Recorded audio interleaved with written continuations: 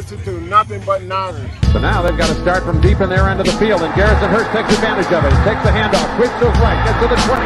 He's at the 30, needs to cut in. He comes back up the right sideline, breaks the third tackle, comes down to the 30. He's down to the 20. He's down to the 10. He's down to the 5. He's down to the end zone. Touchdown! Touchdown! 49ers! 96-yard run from scrimmage. Garrison Hurst. Young back to throw. In trouble, he's going to be sacked. No, gets away.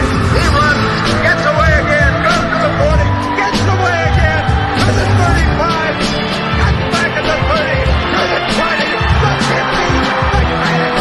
He died. Touchdown, 49ers. 7 on the Ravens' 27-yard line. 49ers into the backfield.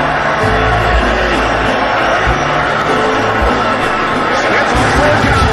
He'll take it himself for a first down.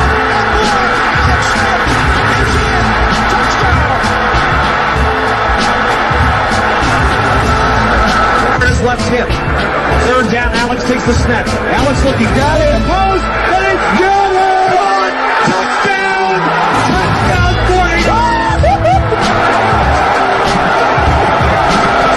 But it's second down. Ryan takes the snap, goes to slant to the left side. It's Michael, intercepted! The 49ers pick it, and Navarro Bowman is redemption! Navarro Bowman running it all the way for the touchdown! Kaepernick shoots it. Hold everybody. Colin Kaepernick. What a game. Touchdown.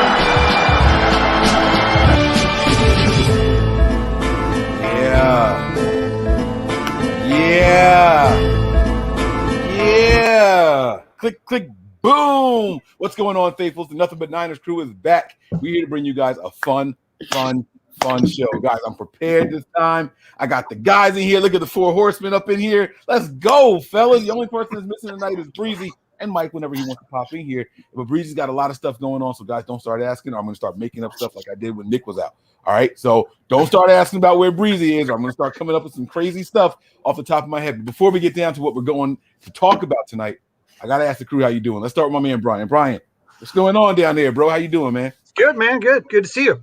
Likewise, man. Glad to have you back. I see you got the calm, cool background over there. I like that. We got the shield, the 4, the 9. A lot of people didn't even know that there was a 4 and a 9 in there and that it made a shield. I thought that was crazy when people didn't realize that. So right. That's pretty dope. I like that, man. I like that. You look like you're nice and warm over there. How much snow you got? Right now, not much. It's probably like 6 inches out there right now. Yeah. Is it actively precipitating, or is it just what's out there? We're getting blow off from the higher crests, so it's mostly like an icy. It gets caught up in the high altitude wind and then drifts from the mountain. Listen to that. East Coast guys don't know what the hell you're talking about. We're getting blow off from the drifts of the icy crest in the mountain. No, is it snowing or not, bro? We don't know. I've lived in Connecticut for like 5 years, man. I know. Like when the snow comes off the Great Lakes, it sucks. All right, so then my man's he's gonna be all right out there. He's just getting some secondhand snow. That's all that is, just secondhand snow. It's from up over there. It's coming off down there, guys. It's just like when you shovel and then it's windy and it all blows off the trees and off the roof and then it covers everything that you just. That's all that is. That's all that is. So yeah, I got it, man. I got it. Tony, what's going on down there, man? How you doing, bro? Good. What's going on, fellas? Nick, welcome back. I know this is your second show, but I wasn't on the last show. Yeah, just talking 49ers football and looking for some news to break. Hopefully, soon we hear something. Look at Tony. Do you know something that I don't know, bro?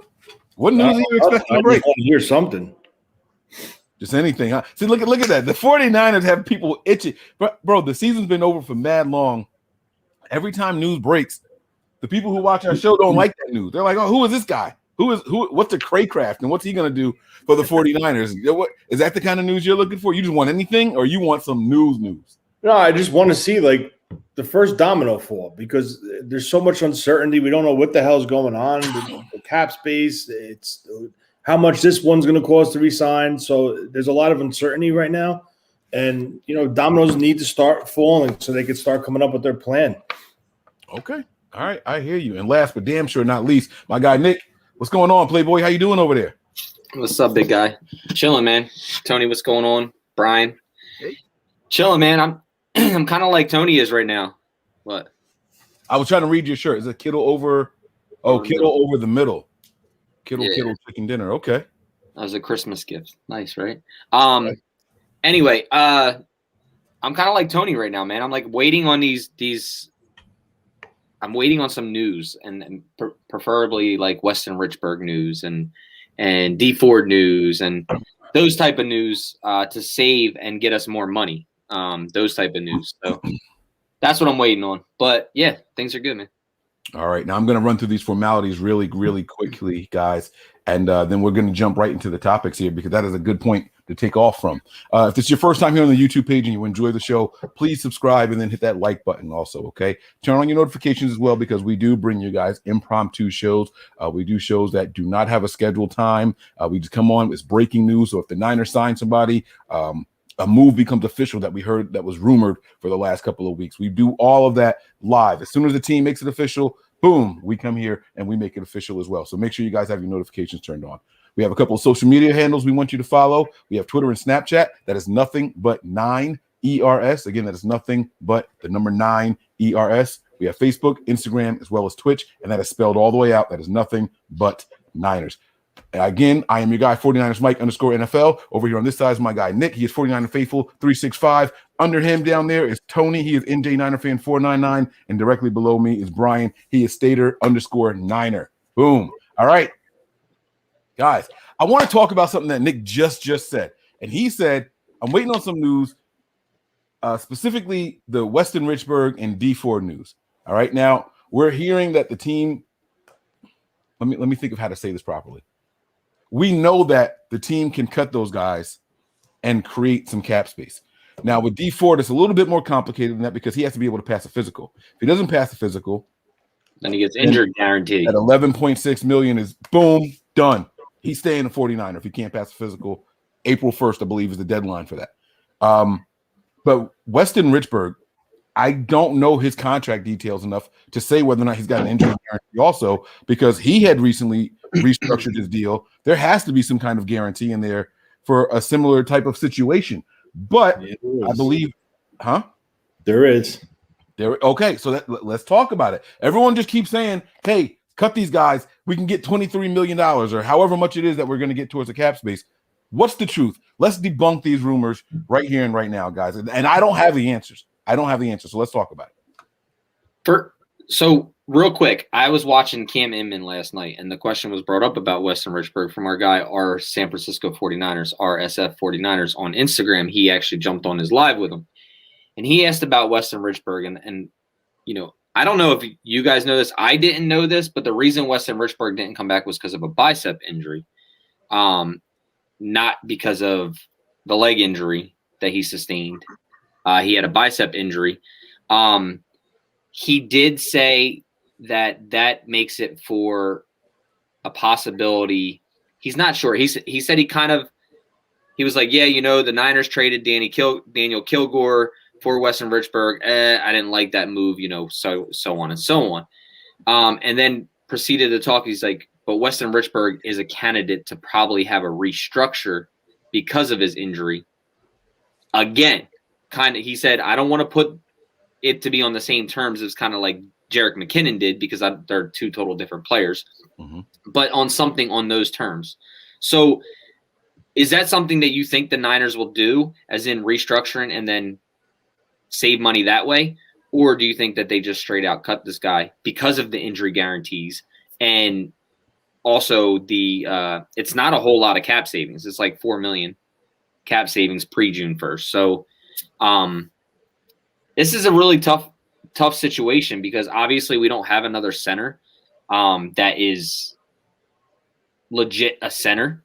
Do we fill that position as in draft, or what do we do with that position? That's kind of what I'm asking. What are your guys' thoughts? Do you think that he's a possibility to be restructured, or do you think the Niners just go and say, okay, we've given you 2 years, you haven't been healthy, let's just eat our costs in the injury guarantee, which, Tony, I'm not sure what the injury guarantee is.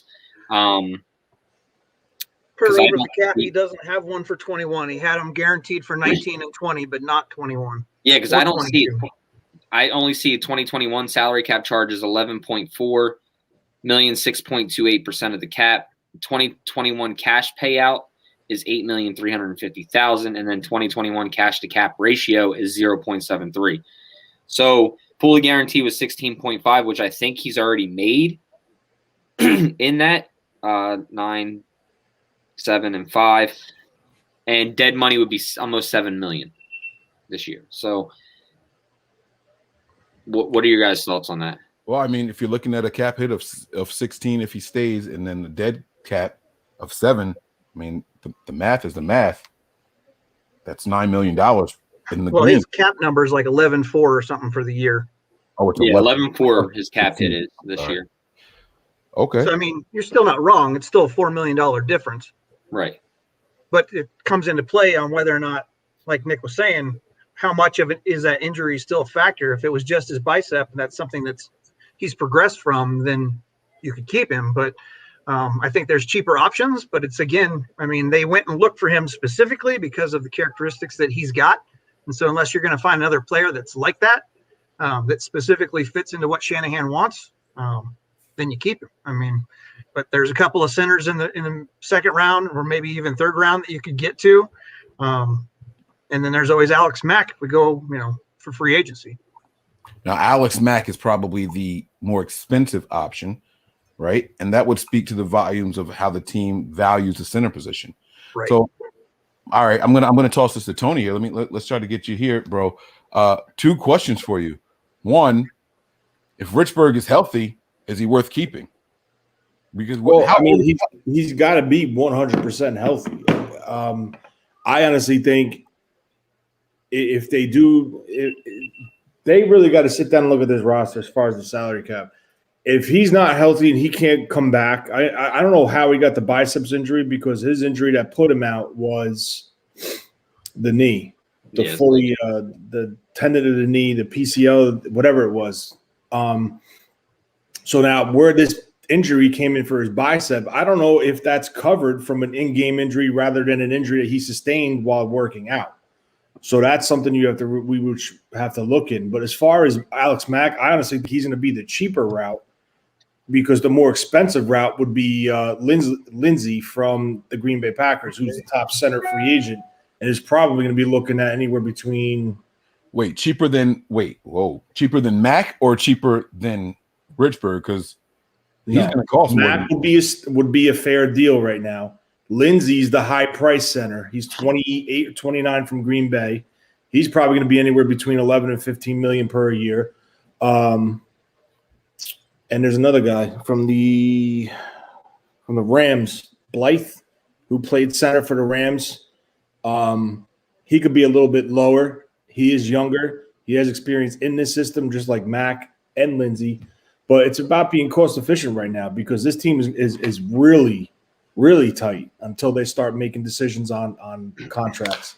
So let me ask you this question real quick, Tony, and I don't mean to cut you off, Mike, but there's another free agent out there who we cut or traded, who is a free agent now and only made $750,000 last year, in Daniel Kilgore. Would you bring Daniel Kilgore back? No. They had an opportunity to bring him back in the last offseason. They didn't do it. Yeah, but that's because they had just reworked Richburg's deal. Contract. Yeah, but Richburg wasn't guaranteed to start week 1.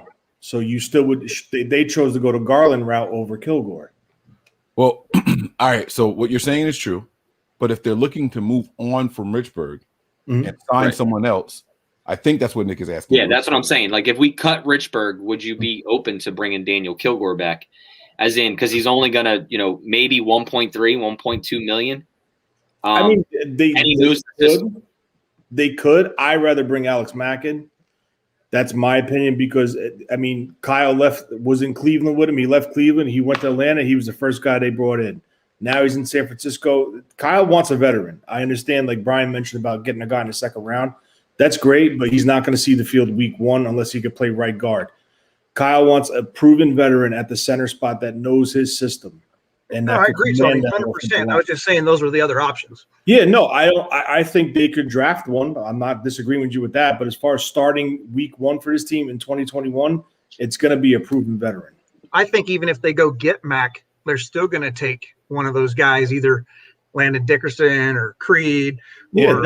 Or a kid that's out of what you Ohio said. State a Just, I little don't later think or they're something gonna like that start. to sit behind him, learn about how the system works in his mind, and then proceed from there. Yeah. Okay. All right. Now, really quick, let's get this Master Sith comment and contribution off of the screen here.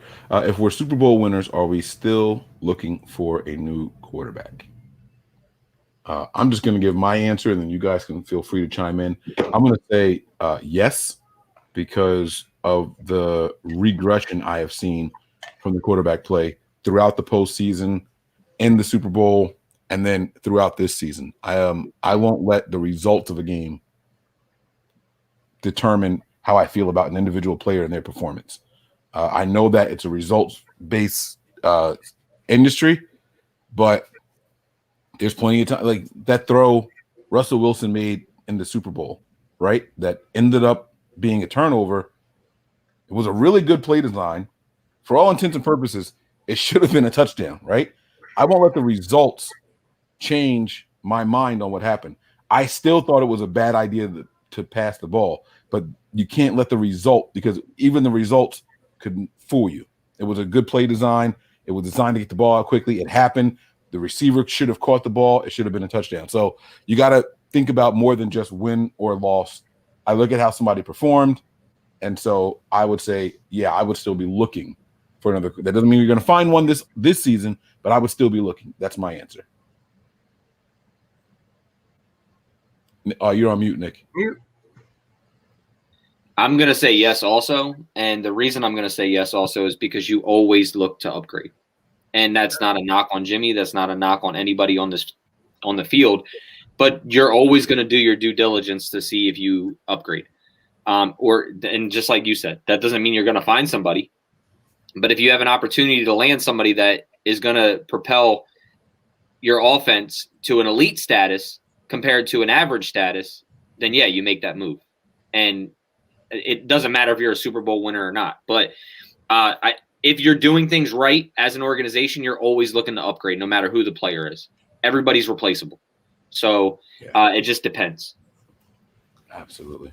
Anybody else? You guys want to chime in on that? I think the same thing. I agree. All right. So we won't stay on that. That's good. So we talked about D Ford and the center, Weston Richburg. I do have some more gossip here that we need to discuss on the show. This was taken directly from KB's Kendrick Bourne's Instagram. And it's not here. Oh, wait, I'm in videos, not pictures. That's why. The one about he's testing free agency? Well, oh, damn. I thought it was going to be bigger. I don't know if you guys can see that or not, but if you make your screen full size, you can see it. Mm-hmm. All right. He says, so it's a clip of him doing 6 different workouts. All right. And then the caption is #2 or number 2 check, free agency loading, ... with 2 eye emojis, 2 eyeballs emojis, and then the sweat. And then the he tags Grind Time Fit, which I believe is either someone he's sponsored by or his brand, because if you go to his page, he's got the hat, he's got the shirt, he's got the neck gaiter and all that. So is Kendrick Bourne telling us that he's going to be testing free agency, or is he just saying, I'm getting ready for the free agency period, which is the next period? Man, is Kendrick Bourne coming back? Like, what do you guys think about this? I would piecemeal. There's several pieces of media information that got put out the last couple of days, and I would piecemeal them together to say, no, he's not coming back because he's the number 3 receiver at best on this team, and they can go find somebody for less than $3 million for that. I guarantee that. Okay. But that's just my 2 cents. I think it's probably a mutual type thing. And basically what I mean by that is the 49ers saying, hey, go test free agency, see what you get, come back to us. We'll see what you got. We'll see if we can beat that. Because you got to remember, I understand that Jalen Hurd's been hurt, but Jalen Hurd is going to be that slot guy, right? So that's who, you know what I mean? This is also wondering about the health of Jalen Hurd. And this isn't no knock on KB, because I've become a big KB fan over the last year or so, right? So welcome aboard, baby. Right? Let's go. This is nothing about, KB's not skilled enough to be here or number 3 receiver or whatever, because he's produced, right? Every year he's progressed. So, but I do think that this is kind of a Niners thing saying, go test free agency, because we have Jalen Hurd, if he's healthy, who's going to fill in that role and who can start filling in that role because we drafted him also. If you can get paid somewhere, go get paid. If you can't, come back to us with an offer and we'll see where we're at that time. And that's what, I think every player should do that. And I think every team should do that also, if they're not obviously like a DeAndre Hopkins or, a number one high caliber receiver. So I kind of think that's what it is. Yeah. Well, you like you said, you have got Hurd there. You also have Benjamin coming back from COVID. And there's one more. Damn it. There was another guy I was going to say, but I can't remember who it was now. But I'm just saying there's several options there that you can get for a cheaper price tag. Yeah. Tony, what are your thoughts on all this? And Nick, I think you explained that very well. The mutual part. We hear the mutual parting of ways. Come on, bro, you got fired. The team is tired of your shit. You know what I'm saying? Like we've heard that excuse being thrown out there. Mutual parting of ways was also the term that they used with the Matt Stafford situation. Stafford heard what that head coach said at the microphone about biting kneecaps and getting punched and getting up. And he was like, hey, agent, get me the F out of here. Like, that wasn't a mutual parting of ways. Matt was gone. You know what I'm saying? You're not accepting that job if you don't. Well, I won't say you won't accept it. It is one of 32. But a big reason as to why you're so comfortable accepting that job is because you had Matt Stafford. Matt wanted out of there, and there was nothing they could do about that. You know what I'm saying? So I think you did a good job of explaining what you mean by mutually. Like, hey, we have nothing against you.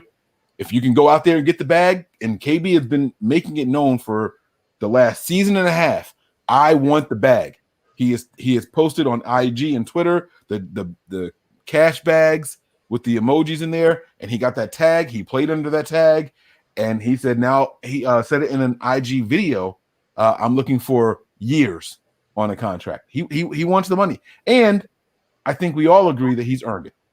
He's earned it. So, Tony, what are your thoughts on the post here? I agree with Nick said. I agree with it, and I just feel that they're going to let him do it, and they're going to tell him, listen, give us the first right, like Nick said, to match it. The only thing with the uncertainty of the cap, I just feel that there could be a potential that he comes back, and because he won't be able to get paid on the open market due to the uncertainty of the cap, and teams there's 3 or 4 teams that are over the cap right now, so you don't know what kind of offseason this is going to be. Is this going to be like a bunch of 1-year deals for players to get some money, come play, then prove yourself, and then next year you get an opportunity to cash in?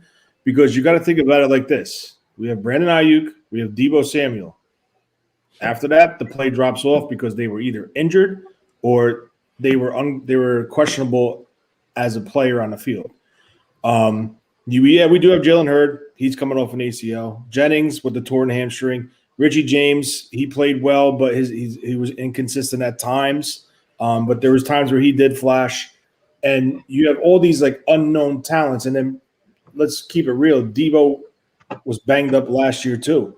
So we don't know how Deebo's going to come in. Hopefully, he looks like he's in shape on all his Instagram videos that he's doing now.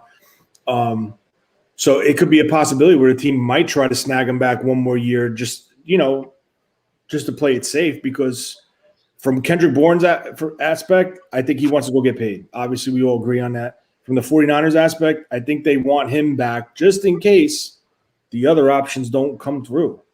So, it's a tough scenario. We have to really wait until this cap number gets finalized. There's rumors saying that it could be a little bit more now because of the TV deal being so close. And, the owners might have to take it on the chin a little bit, but it could go up a little more, and that could only help us and help other teams in the league.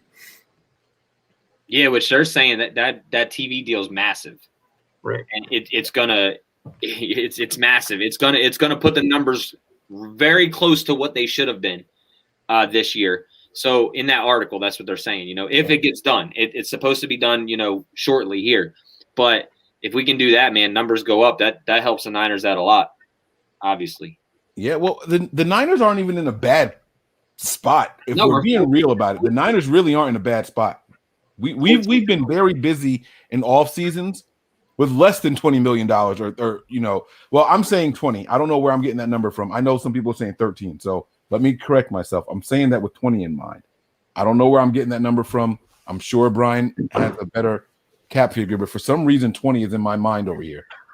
Where are we right now? A lot of people were putting that number out, but until they, like Tony said, until they finalize what that cap number is going to be, it's all speculation.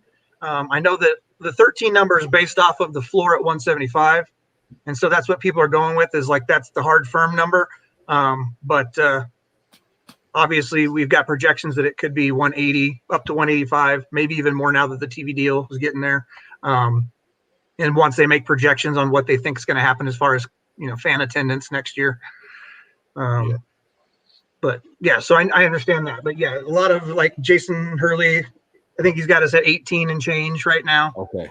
But that's what Spot Rec has, is at 17.1. Yeah, that's based off of a higher number than what we had. Than what's That's actually based off of 185. Right. They based it off of. Oh, okay. But either way, 20 million. Like I said, we've done more with less. So and that's what I'm saying. That's what I'm talking about. So it's going to be a very interesting offseason. I think the Niners are going to be in good position, despite what people may think. John V, I think this is funny because guys, why'd y'all leave him out there in Twitch? It's one thing to be watching on Twitch by yourself. You can't talk to anybody in the chat or anything like that. But I've never watched one of our shows from a different platform because we're always on them. And even when I go back and rewatch or I listen, if we don't turn it into a podcast, I watch it on YouTube. So I've never seen it from anything else. Apparently Twitch has some perks. So guys, make sure you go over there and subscribe to the Twitch channel as well. If you got something to do, you got to use your phone. It's right there. You know what I'm saying? So Wade has a contribution here. He says, what are the odds of us landing Watson? I know some picks go, but does Bosa go, Ayuk or Kittle, a combo, or do we even have the guts to make it happen? All right, so Wade, this is a really good question, man. Let me tell you. You know what? I'm even going to post a picture. I want you guys to know exactly who this fraud is. Oh, you Daniel Cilio? Yeah. Oh, my God. Yes. Yeah. You guys know exactly who the hell I'm talking Mr. about. O for like 25. Yeah, he can sit man. right next to Grant, as far as I'm concerned. They can sit. No. He's worse than Grant. Look, no, but they can sit right next to each other as far as their credibility. We can all throw 10 darts at the dartboard, and 95% of the time you're going to get close to a bullseye. So, it's just that's what it is, sitting there throwing darts. But he's just trying to get clicks. I understand.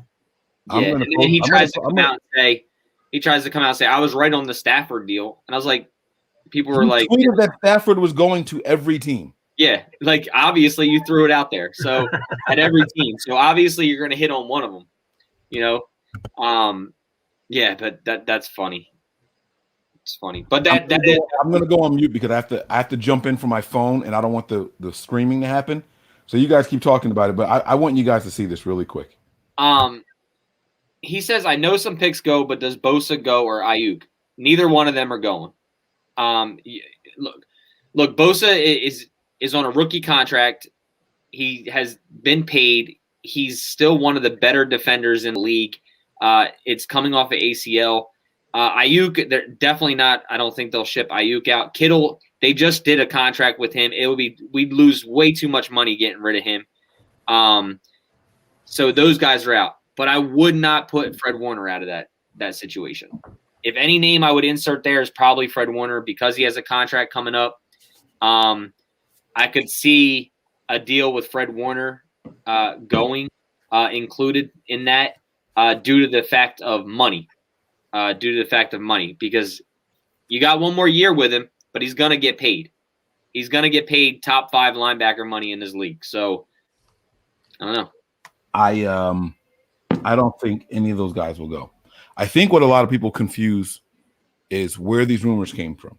So let me take you guys on a quick little story here. Wade, you started some shit. We weren't supposed to be doing this, but it's cool. We're here now.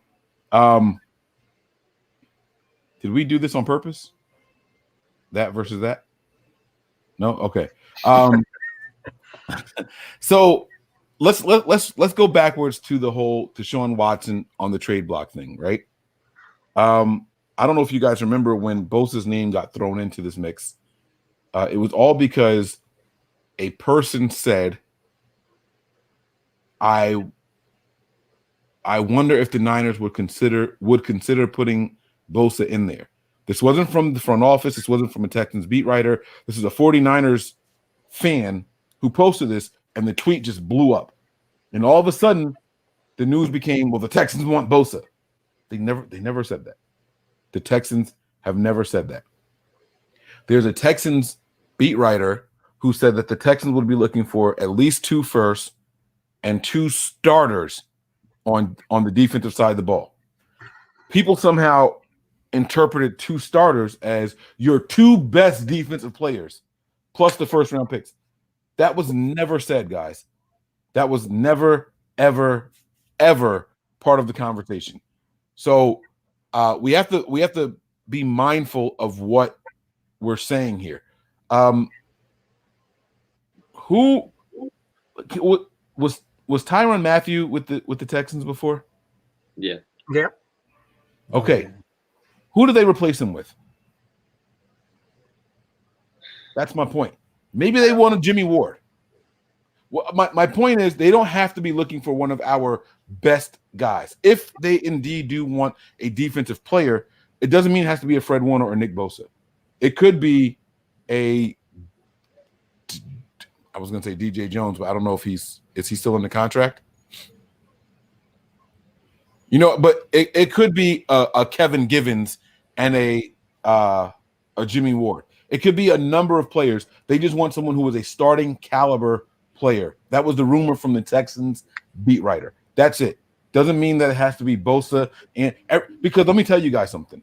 Bosa is worth more than a first-round pick. So if you're asking for 3, you're losing 1 just by getting Bosa.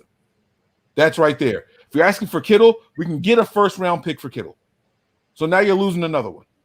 So if you're saying that you want multiple first and defensive players, you're not asking for multiple first and our best players on the team. Tony, what's up? I see your face. What is it? I'm looking up something. Good. I'm just listening. Oh, okay. All right. Who put this comment? Nick, you had to do this. What's up with this? Well, he just asked if Tony could touch it, and it just kept going up, and I didn't want to lose it. So it's funny because I kept looking at it. I was like, we need to make sure we bring that back up here.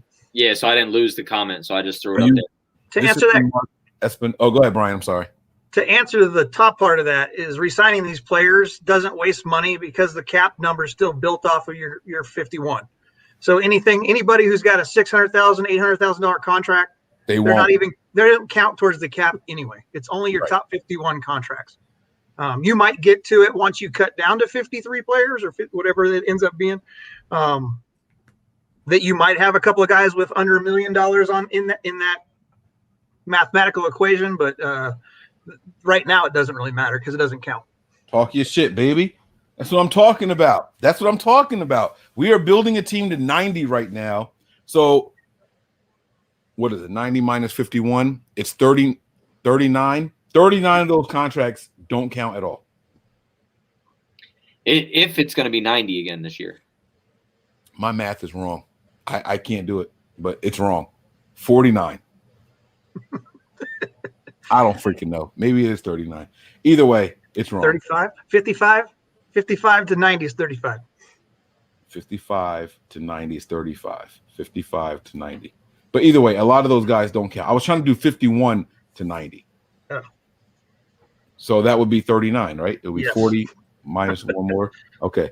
All right, good. See, I was there. Okay. All right, I got to get this off. All right. So here's what I wanted to show you guys. This is my last time posting this because I said that every show that we did, I was going to post this graphic here. You guys see it? You guys see the picture? This is the last time I'm going to post it, okay? I thought it was a reality. I was all in on it. I said the Niners should do it. Let's go for it. Let's put our foot to the gas pedal and floor it. Like, let's just get him. And then this happens. This clown, Dan Cilio. Someone say, is this Cilio? Dan Cilio. Dan Cilio tweets out this crap. He is a silly hoe. All over the place. Capitalization all over the place. Like, the tweet itself is garbage.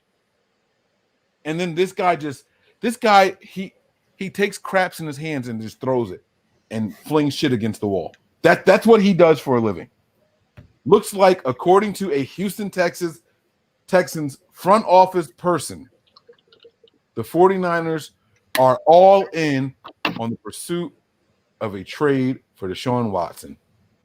Space, exclamation, exclamation, space, hashtag FTTB, space, hashtag We Are Texans, space, hashtag NFL.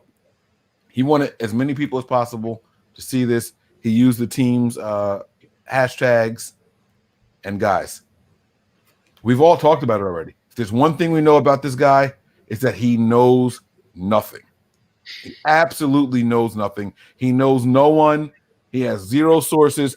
He literally says every single Matt Stafford was going to the Rams, to the Jets, to the Eagles, to the Cardinals, to the Dolphins. I told you guys he was going to the Rams. Here it is, right here. And then he deletes the other ones. It's a waste of time. It's not happening. Now I don't believe that the Niners are going to get Deshaun Watson.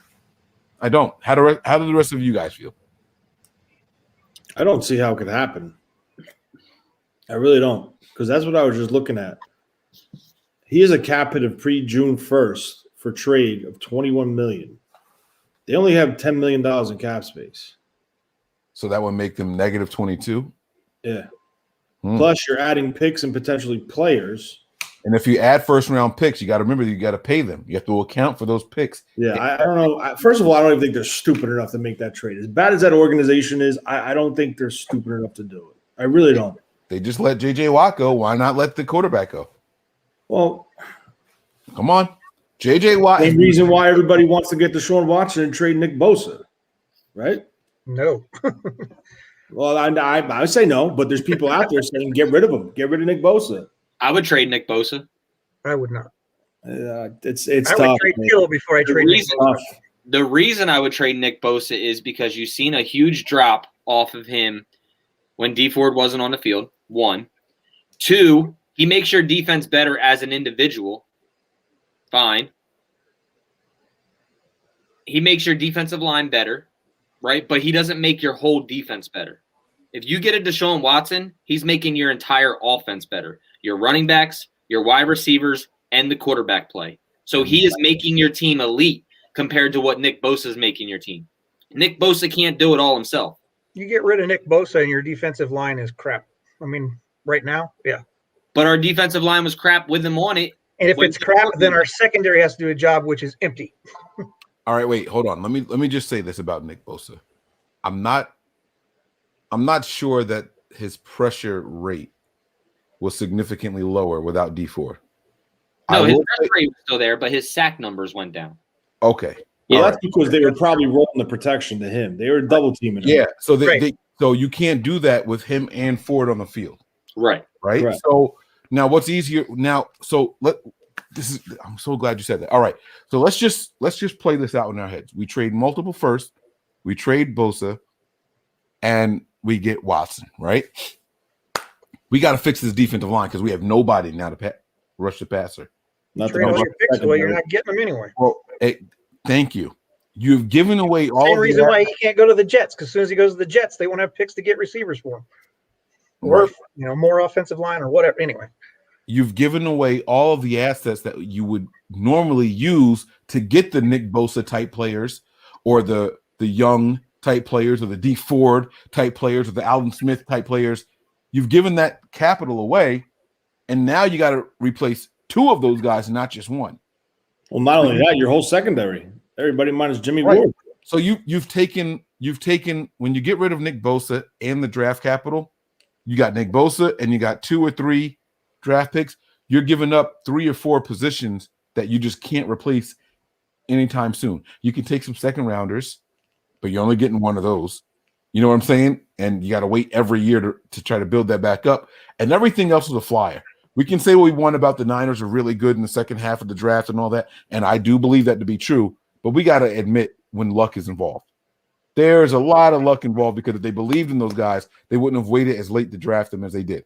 So there's a lot of luck involved, and if you give up all that capital, you can't replace the people that you got rid of or the person you got rid of. Now, here's Mike being Mike. I do think that if you traded away a George Kittle, you can replace that production in this offense a lot easier than you could a Nick Bosa or a Brandon Ayuk or a Deebo Samuel. My personal opinion. Now, let me ask you this, right? And you guys know I'm a huge Bosa fan. I'm a huge Ohio State fan. I've been a Buckeyes fan forever. I love Bosa. But what is easier to replace, a quarterback or a defensive end? Mm-hmm. No, Well, it's a quarterback. A defensive end at the caliber that Bosa brings to this team? Listen, Pretty damn hard. I just want to say not very one many thing. of them. You could go through every NFL roster right now. You will not find one defensive end that's more polished than Nick Bosa on any roster. I completely agree with you. And that's including his brother. Completely agree with you. So therefore, and I remember when we first started at the Bananas, everyone was saying, we need a pass rush. We need a pass. We finally got one. Yeah. And there's no way in effing hell I'm moving on from him because they're hard to get. We could trade him. You know what? Listen, they could trade him. They could wake up tomorrow morning and say, we'll give you Nick. And the deal goes through. It is what it is. But I'm telling you right now, whatever picks they have left in that draft, they better be taking at least 2 or 3 pass rushers, and hopefully they can hit on one because you're going to have a gaping hole. And now you're talking about Watson next year hitting the 30s and a salary cap figure. And like Mike said, you don't have the equity to replace him. You don't I'm not even looking at money for Watson because I think that deal gets restructured and redone anyway. Oh, yeah, of course, because he's only 25. Right. You know what I mean? So I think that there's a possibility that they give him, a different contract. So I'm not even looking at the cap hit that Deshaun Watson would have. But look, believe me, I love Nick Bosa. But there's sometimes you have to make moves to make your team better for longevity. And I'm not saying that I want to trade Nick Bosa. I don't want anybody to think that because I really don't want to trade Nick Bosa. But if he were part of the deal to make my receivers better, we all the time come on here and complain that our receivers could be so much better if we had a quarterback that could throw the football better than Jimmy Garoppolo. We all running. Right. You're 100% right. You're 100% right. Right. So then we talk about how our running game can't be as productive because people can stack the box because they don't trust Jimmy Garoppolo. Dude. Then we can go and talk about how, Jimmy Garoppolo has no pocket presence and can't keep plays alive. Everything's going back to quarterback play. This offense could take that much more of a step with a Deshaun Watson back there. And if you put up 40 points a game, when we were averaging 30 with Jimmy Garoppolo in a healthy year, in a Super Bowl year, how much better does this offense get with a Deshaun Watson? When you have Harry Hiders out there this year getting 9.5 sacks. Well, that's the thing, Nick, and I agree with so much what you're saying. Brian, if you want to jump in, just signal me and I'll shut up. I'm just making sure our comments don't go away up there. Yeah, no, I'm pulling them up over here. How much better can this offense get than 31 points a game? You know what I'm saying? Like the Packers were in first place this year with less than what we did in our Super Bowl run year. You get what I'm saying? They had less points per game than what we had our Super Bowl year. Is 40 points a game a reality? Is 40 points a game even necessary? I mean, what's that? It is if you have a bad secondary. Right. Well, we didn't have Nick Bosa this year, and we had a 5th ranked defense based on yards per game.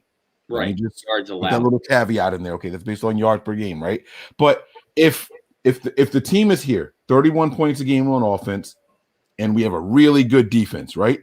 But we get Deshaun Watson, and we go up this much on offense. But because our defense, we let go of everybody in that secondary, D Ford because of his injuries, and Nick Bosa, all of a sudden we let up this many points a game now. Is that worth it? I think these front office people have to look at the complete picture, not just one side of it. And those are my thoughts on it. And that's what I'm worried about. Can you get someone better than Jimmy, not as good as Watson, and keep Bosa? Because if you can, that's what the move is. Right. Yeah, they need to keep Bosa. Bosa is I know that there's a lot of people like there's nobody that's untouchable. It's the business, whatever. And I get that. You can trade anybody. But you're not going to get a blue chip defensive end like that unless you end up with a 1 through 3 pick. Yeah. It's just not going to happen. And you're not. And if you're going to trade for it or acquire it in free agency, it's going to cost you. So I mean, it would be foolish for us to give Bosa up. There's no one else on the team that I could say that about. I agree. I completely agree. Nick Bosa is someone that, in my personal opinion, he's not normal. Now, I have no idea how this guy is going to come back from this injury. Right. I'm not saying he's going to be the same guy. Maybe this is the time to trade him. You know what I'm saying? I don't know that either way. He could come back better. He can come back just as good. Because when I watch Nick Bosa play football, I go back and watch the Saints game, the game where he didn't record a single sack. I have no problem saying he affected more than 70% of every play the Saints ran in that game. He didn't make the sacks because there weren't any. Same thing with the Super Bowl, though. Right. He was behind the line of scrimmage and affecting every single play. So I'm just saying, like Tony said, there's not many guys out there who are going to do what Nick Bosa can do. Symmetry says here, when Watson is throwing on his damn back every play because we gave him Trent Williams' money, what then? Bosa is a once-in-a-decade player. Stop this, please. So he's saying that, you got to keep some of these guys. Watson isn't worth it. Callie says, let's go down memory lane. Y'all remember when we got rid of Charles Haley? Don't make that mistake with Bosa. I've heard Eric Davis say this over and over. I've heard a lot of older heads that I respect say this over and over, and I'm starting to lean in that direction.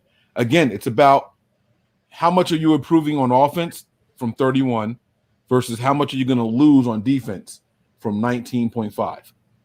That's what I'm worried about, that gap. I think we've already lost that on defense, though.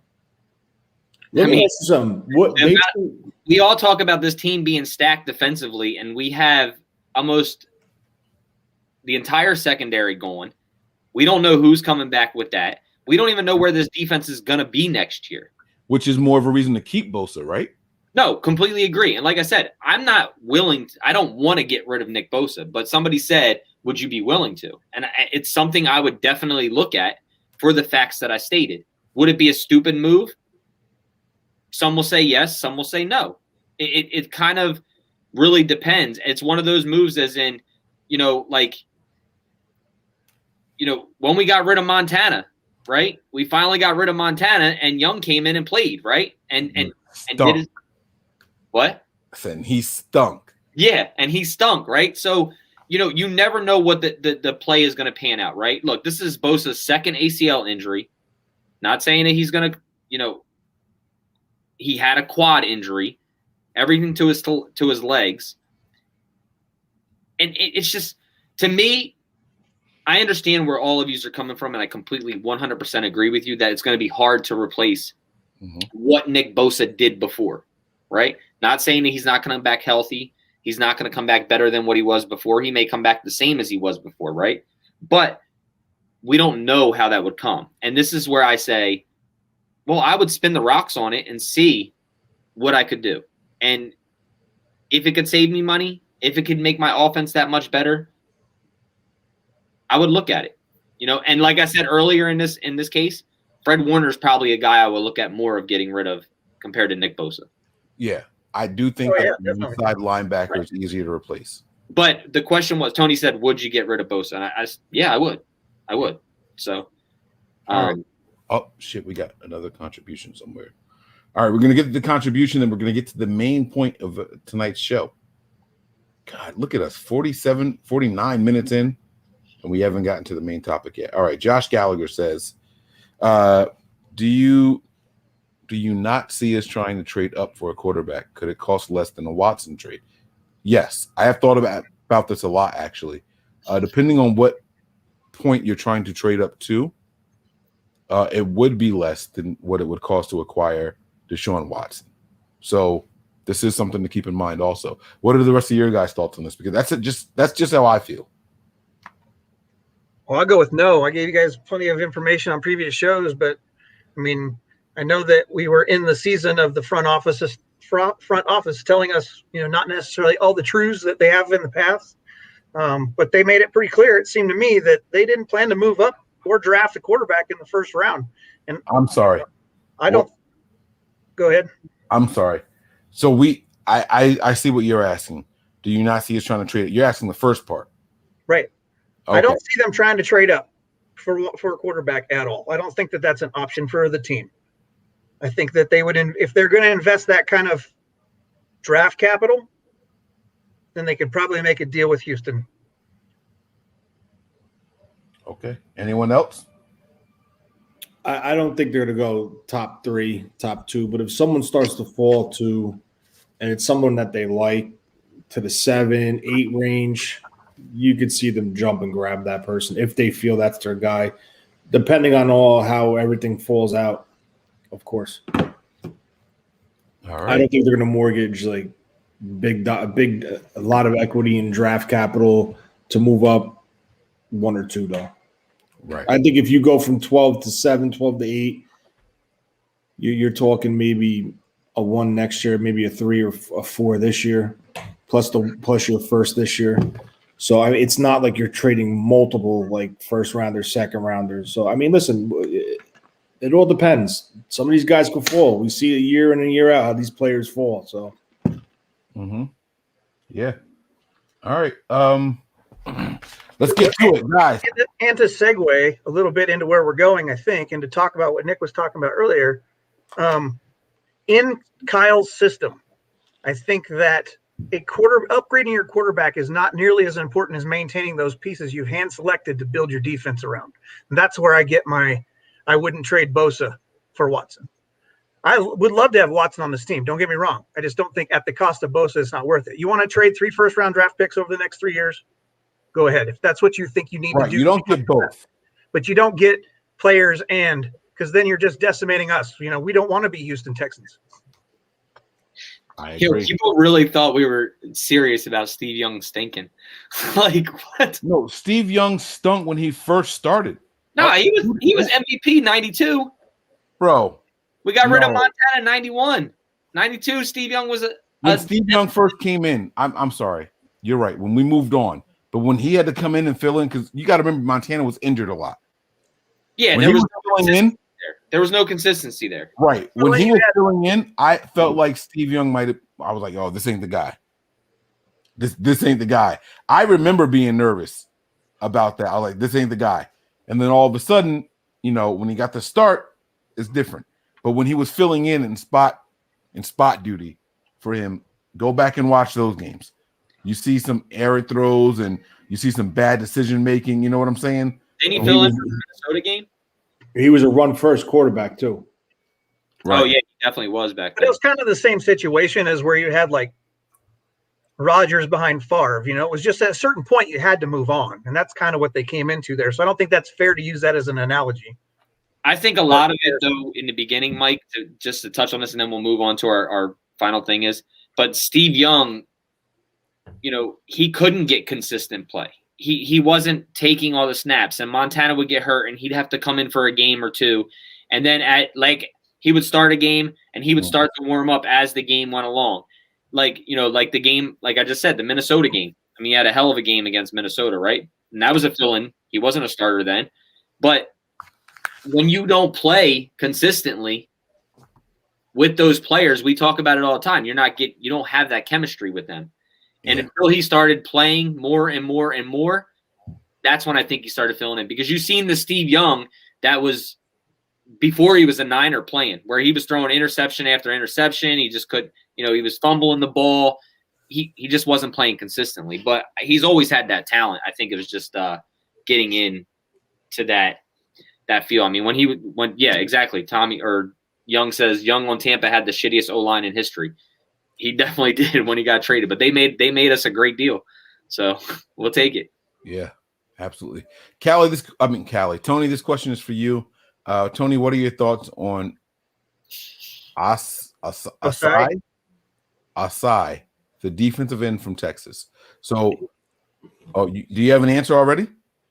Yeah, it's funny. I saw him tweeted something out on Twitter today, so I watched him a little bit. He's talented. He's very explosive with the line.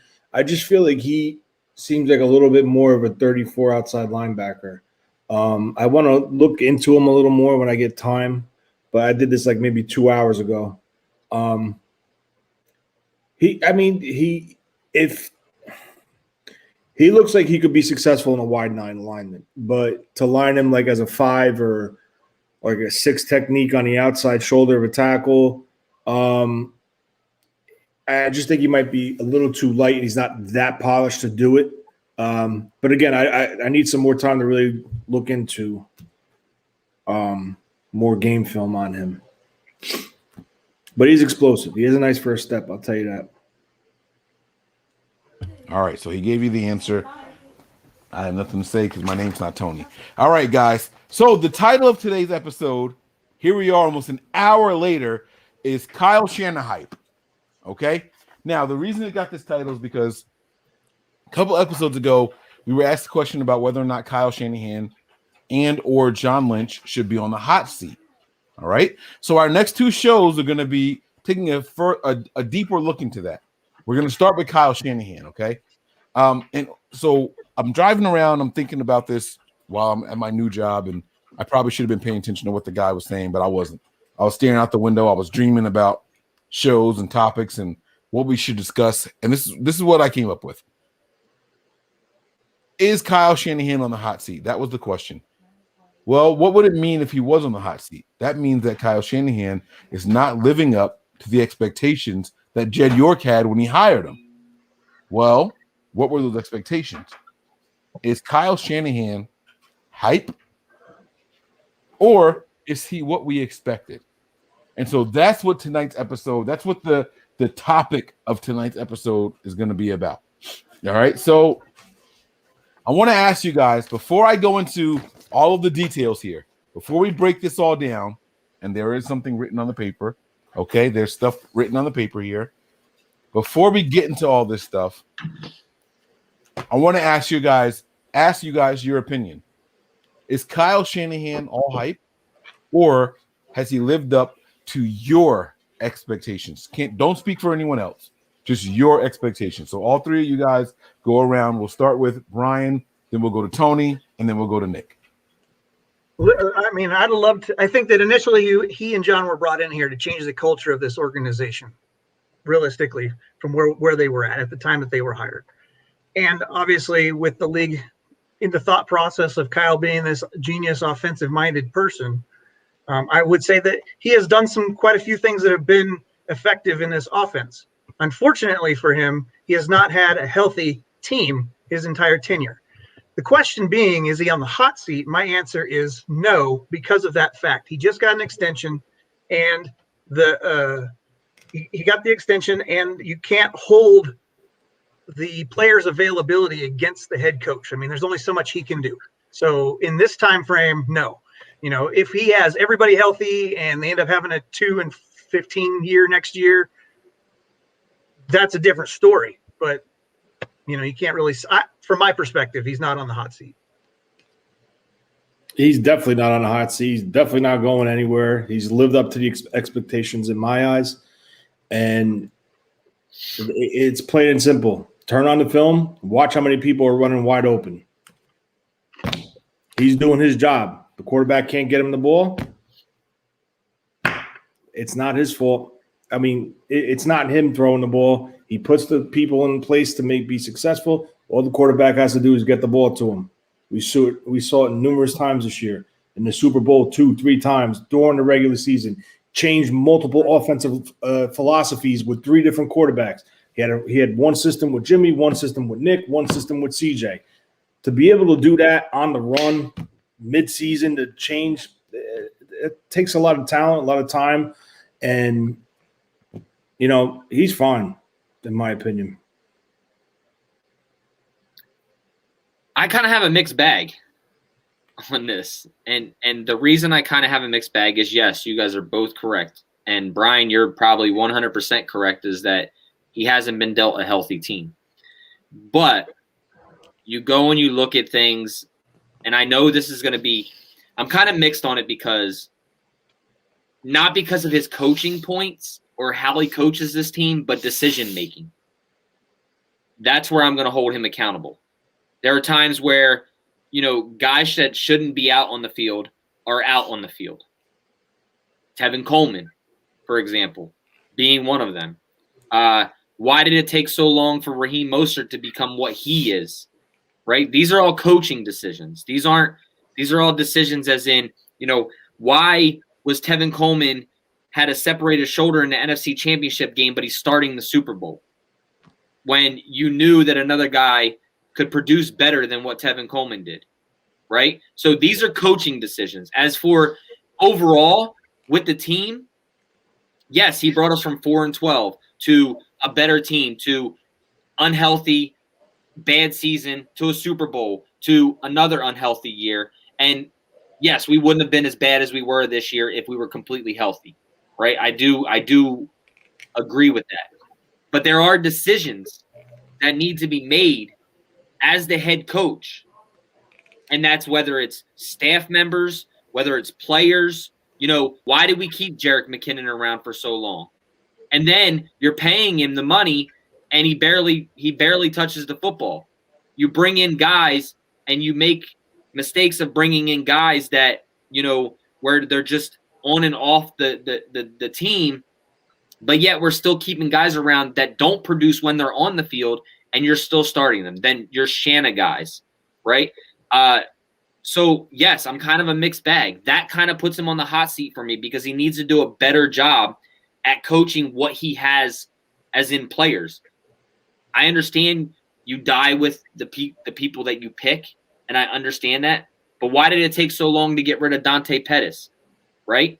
In the end, we ended up just getting rid of him. We ended up just cutting him. There were times we could have traded him. And I understand health has a lot to do with it. But we got guys like Trent Taylor, can't stay healthy. I'm a big Trent Taylor fan. Love Trent Taylor. But you're not making the decisions to do what you need to do. And then on top of that, there's times where, just between running or passing or, and I understand that we go back to the Super Bowl and we look at those plays where, okay, well, if the line held up and Jimmy could have got the ball off the way that he wanted to, the guys were open, so it was the right play call, right? If the ball is completed and it looks good. But since it doesn't look good, then we blame it on Kyle as in running the football and things like that. But my biggest takeaway from all of Kyle Shanahan is, yes, he's a hell of a mind. I think that he's a great coach, but his decision-making drives me insane. And I think that's what puts him on the hot seat because you have to be able to do things with the players that you want to do things with. And all of us here are guilty of it, of complaining about something about Kyle Shanahan and why is this player playing? Why is this player not playing? Why is Richie James not getting more opportunities? Why is such and such out there? Why is Tevin Coleman out there? Why are we making these switches on the offensive line when things were right before? So, yes, these are all coaching decisions. And it all boils down, and I understand he's the head coach, and I understand there's offensive line coaches, defensive line coaches. But in the end, shit rolls uphill, buddy. Like, you are the man. You can step in and take and make these decisions. So in that aspect, yes, I think Kyle Shanahan is on the hot seat. I think he needs to get better at certain things. And I understand that we can't hold records and things like that against him because of injuries. So, Brian, you're correct. Tony, you're right. They did give him an extension before the team was hurt. So we can't hold that against him. But I do think that he has a year to get things right. So, yeah. And we've talked about that before. His pride gets in the way a lot. It's from my perspective, it seems like he is very prideful about specific players, and he tends to follow or allow those players to continue doing mediocre type things, expecting that they're going to get better. But that doesn't seem to be what's happening. But I think that I don't think that puts him on the hot seat. I don't think when I think about the hot seat, I'm not thinking about it from my perspective or from our perspective or fans. I think from the Jed York perspective, I don't think that he's on the hot seat. From the NFL perspective, I don't see him as the 49ers not going to be a place looking for a coach in a year or two. It's not happening. I just don't see that happening. Right. And like I said, it's not it's just decision making. If you look at it, we're always asking, why was this decision made? Why did we not kick a field goal to take it to overtime in a game? Why did we punt the ball away and we ended up losing that football game? Why did we call timeout in the first half of the Super Bowl? Right. Why was a timeout? That's what I was just saying. Why was a timeout called here? In this position, why are we doing an onside kick and given good field position? Like, there's a lot of decisions that Kyle Shanahan makes that are the wrong decisions. And that's what aggravates me. And whether I say that he's going to be fired for it, no. But does he need to be told that he's on the hot seat to get better and make better decisions? 100%. 100%. We can't. But giving him a 6-year deal does not tell him he's on the hot seat. Right, but he started making these decisions after that contract. If you look at it, it was the Super Bowl year he started it. Last year he made piss poor decisions. Well, look at the team he had. You got to throw 2020 out. I'm sorry. You got to throw that whole season out because the team that he dealt with due to injuries was – and they still could have made the playoffs. If they would have won 1 or 2 more games, which they never got blown out this season, to my quick recollection – he still could have competed and made it into a wild card spot. That's not bad coaching. That's a coach maximizing what he can get out of what he has available to him. So I agree. to sit there and say, well, how come Mostert didn't get quicker opportunities? Well, let's not forget, Mostert put the ball on the ground a lot when they first started using them. Everyone forgot about that. My thing is, if Kyle Shanahan would have won this Super Bowl, we would not even be freaking talking about this. And let's talk about why he didn't win the Super Bowl. But I'm not sure that's true. Clock management to start with, but go ahead, Mike. I was just saying I'm not sure that's true. I'm not sure that the results of the Super Bowl would make us not question it. We did a live halftime show of the Super Bowl without knowing the outcome. And we all were furious that Kyle didn't have better clock management going into that second half. We all knew we got the ball back. We saw what George Kittle did at this going into halftime and right before the halftime break and everything. Whether we won that game or not, we didn't know. But we were furious at the fact that he didn't call those timeouts early. We converted 2 first downs before he ever called a timeout. That's unacceptable. You get the ball back, right? And so I'm liking a lot of what Nick said. I hate to agree with Nick because I like the show to be different. But I'm not. That's fine. It's just I have a different look at this. But I understand he made some questionable decisions. We all know. You see John Lynch going like this in the booth at the timeout when the right. Okay, but maybe he felt in that situation if Jimmy would have threw an error pass, they can get a touchdown. It's a quick strike off. He didn't think it was about a touchdown, Tony. It was obvious to everybody that he just wanted to get to the halftime. Kyle Shanahan was just thinking about. That's what I'm saying. Everybody else in the entire world was saying, "Bro, you got a lot of time and timeouts. Use them right." Kyle was like, "Oh, no, let's just get to the locker room. Let's just get to the locker room. We got to lead, and we get the ball back." Everybody else in the entire world was thinking, "Let's try to get some points on the board before we get to the locker room." And then when we had the big game, it was like, damn, we should have called timeout afterwards. I will never forget the emotions that I felt in that exact moment. In that exact moment, I reflected on we are playing against a guy on the Kansas City Chiefs and Andy Reid who had called 2 fourth down plays in the first half, and you wouldn't call a freaking timeout. I was fuming at Kyle Shanahan. I had never been so upset, and to this day, I have still never been so upset at Kyle Shanahan. To this day, I have never been more upset at him for being irresponsible with the play clock, with the opportunity that the team had in the biggest game of the year. That's how I felt. You know what I'm saying? Like that. That's just how I felt. So it's man, this is a good conversation. Okay. Do me a favor. Put that $2 contribution up, please. That's not true though. How is that true? He didn't come out running the football. He put all the trust in Jimmy throwing the football. Nick, do me a favor. Go back and watch the Super Bowl. Watch that defense, how they were putting 6, 7 guys in the box, forcing Jimmy to throw the ball. They knew the 49ers were going to try to run the ball down their throat. They couldn't run it on the outside with Mostert, so what did he do? He started doing the sweeps with the Debo. He used Kittle on a jet sweep. He had to get them linebackers off that line of scrimmage, and the only way he had to do it was they had to throw the ball. Both This league does not respect the passing game of the 49ers with Jimmy Garoppolo under center. I'm sorry. Both of you guys are right. I'm sorry. If you don't see it, it's – No, you're right, Tony. The defense of the opposing team is what forced us to go into a passing game because they eliminated the run game by the way they were lining up before the snap. Their pre-snap motions and formation said, you're not running the ball on us, right? Exactly. So if Shanahan didn't believe in Jimmy, then he's got to figure something else out. He kept putting the ball in Jimmy's hands.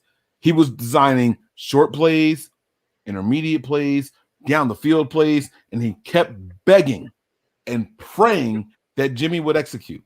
And if Jimmy was so bad, if he couldn't get it done, why not move on?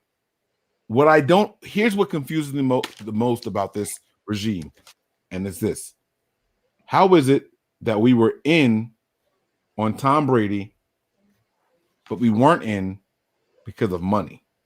The money didn't change, whether it was Tom Brady, Aaron Rodgers, or anyone else. How could we be in but not in all at the same time? And that's why this regime confuses me. Go ahead. The reason why the reason why they didn't bring in Tom Brady last year was because of Jimmy's contract. The first opt-out was this season. The next opt-out is next season. This season, he has the trade clause. Next season, he has nothing. And they made it abundantly clear that Brady wanted to stay on the East Coast because of his kids from the first marriage. He wanted to be close to his son. That was the primary push to stay on the East Coast. Well, Didn't have anything I read he wanted to go to the Niners. I never saw that. And I'm not saying you're wrong, B. I'm just saying I'm lying. No, I'm telling you, I never saw. I have no idea. From my understanding of what I heard, it may have been this week that I actually heard. No, it's only Tuesday. Maybe last week. I actually heard that Brady contacted the Niners, or his agent contacted the Niners to say, hey, you guys have any interest in me? So I don't know. I have no idea. It's all hearsay at this point. He's a Super Bowl champ, so I don't know. But that's what I had heard leading up to this point, Ryan. Where'd you get that information from? Was that an article or something you read? Yeah, but that was, so long ago, I don't even remember who put it out. But it was on several different things. It had talked about, because I was under the thought process that he should have come to the Chargers, and then they should go out and get a quarterback like they did and groom him under Brady. That would have been a great fit. He could have been out in L.A. where he was he's got a business out in L.A. doing his TB12 crap, and he wants to transition into other things. At least that was the article that I was reading, more entertainment based, whether it's reporting or whatever he wanted to do, or game analysts or whatever. But it had to do with his kid being on the East Coast, and she wasn't going to move to the West Coast, and he still wanted to be close. And so that was what pushed him to go to Tampa Bay. Okay. All right. For me, I know family trumps everything. So, he may have wanted to go to the San Francisco 49ers, but if his kid's on the East Coast and his mother's not going to help with the visitation arrangements or whatever, then, you got to do what you got to do. Yeah. And you guys saw at the end of the Super Bowl, he runs right to the stands. He does an interview and he says, hey, can I talk to my son real quick? Can I bring my son down here? So I see what you're saying. It makes a lot of sense. I like that. You guys know I'm a sucker for a family guy. Anyone who's all about family, that's how I get down. So I get it. Tony Nagatani says, if I had a magic lamp, I'd rub it and ask the genie for Jimmy to never ever throw another pick to a linebacker ever again. Tony, I'm not sure it's about that anymore. It's Jimmy's unwillingness to throw down the field. It's Jimmy's unwillingness to get rid of the ball quickly. I got some numbers here. I got some information we're going to go over, but thank you for the contribution. If anybody else has a response to Tony, let him know. Let him know now, and then I'm gonna get into these numbers, and you guys tell me what you think about Kyle Shanahan. If I had a magic lamp, I would have not picked Solomon Thomas and got Patrick Mahomes. Oh, okay. Then we don't ever see. Nope, never mind. I'm lying. Yeah, I know it opens up a whole nother can of worms, but Yeah, I get it. I shut up. That was, even when that was coming out, that was almost a predetermined pick before the draft even started. And I couldn't figure, other than his connection at Stanford to being a classmate, I couldn't understand why they would bring him in there. Like, I went back and watched Stanford tape. I'm a Ducks fan, so I watched them play. It's Pac-12. I couldn't figure that one out. So, and then, right, Reuben Foster, everybody passed on him, right? But yeah, he's a hell of a player, but look, he tried to kill himself for the game, and then he made he made bad decisions off the field. So that draft itself was just horrible in the beginning, or from the beginning. What was the contribution we missed? I'm looking. I was looking for it, but I didn't see it. I don't see it. I scrolled all the way up as far as it goes on my screen, and it's back over 10 minutes. I don't see it, so I don't know what his contribution was. We apologize. Kurt, if you want, type it again, Kurt. We'll be looking for it, and we'll go there. One play I knew we lost Super Bowl. Shift right, Rose Bowl parade. Andy Reid is a damn magician. That play still haunts me to this day. Anybody? I don't know. I'll be honest. I don't know. What does this mean? Is that when the four receivers or whatever it was did the 180 rotation or the 360 rotations and flipped out to the right? Is that the play they're talking about? Yep. Yeah. They shifted the whole backfield. Oh, okay. It's not the 3rd and 15 play? No. All right. Niner, stop pushing my table. So Kurt said, I don't see anything from Kurt either. I said another year without figuring the quarterback position and the hot seat will be on fire. It was on the screen for about 4 minutes. Oh, it was one that I clicked on, but we never responded to. Okay. All right. Yeah, no, Kurt, let me tell you now, before we get into this, I agree. If Shanahan doesn't have a winning record this season, I don't care what the excuse is. I think he's on the hot seat. I don't care about injuries. I don't care about quarterbacks. I don't care about secondaries or defense. I think that if Shanahan doesn't have a winning season this season, despite the extension, I think he's on the hot seat. I want to get your response. When you say winning record this season, are you talking he's got to get at least 9 9 wins. I'm not talking about postseason. He's got to get at least 9 wins. Sure. 9 wins cannot get us into the playoffs. I'm okay with that. He's got to be a winning coach this season. He's got to have 2 of his 5 seasons as a 49ers head coach as a winning head coach. Nah, the blame will go to Jimmy Garoppolo if he's still here, or the blame will go to DeMeco Ryans because he just took over a defense, or the offensive line change, or all the coaching changes. That's where all the blame will go to. I agree. Not that it's right, but that's where the blame will go to. But Shanahan is responsible for everything you just said. Yep, exactly. But it's the same reason as we're not taking away from Kyle Shanahan. We all sit here and say, not we all, but people, Niners fans say, when is Kyle Shanahan going to get an offensive coordinator? He's got to stop trying to handle this and call plays at the same time. Why? Because the decision-making. That's why we say it. I don't. All right. I get you. All right, Tony, what are your thoughts on this? Guys, stop contributing so we can get to the show. God. You know the way I feel about upgrading the quarterback. So that's they need to do it, and I don't know. I really don't know. All right, so Symmetry says My definition of a bad or overrated head coach is a guy whose bad decisions deteriorate the player's ability to play at their highest level or set the franchise back years. Kyle's poor decisions haven't done that, in my opinion. He's the right guy. I wish I think it's totally opposite, Mike. I think he's held guys back by decisions. And what I mean by that is playing Tevin Coleman over Raheem Mostert's or Jeff Wilson's. Holding guys back. The quarterback play, right? We were starting, for a while, Brian Hoyer and CJ Beathard and obviously you go out and you make that decision better and you get Jimmy Garoppolo, and then starting Jimmy Garoppolo on a bad ankle or not really 100%, or bringing Joe Staley out when he wasn't 100%, or starting these guys, holding other guys back. Justin School was doing well for filling in for Joe Staley, and then all of a sudden you just take him out where he started to grow. And Joe Staley wasn't 100%. So they're just these little decisions that aggravate me. But I completely agree with you. But his decisions don't deteriorate the players. I think it holds some players back, but it also deteriorates the team, as in doesn't allow the team to get wins by decisions.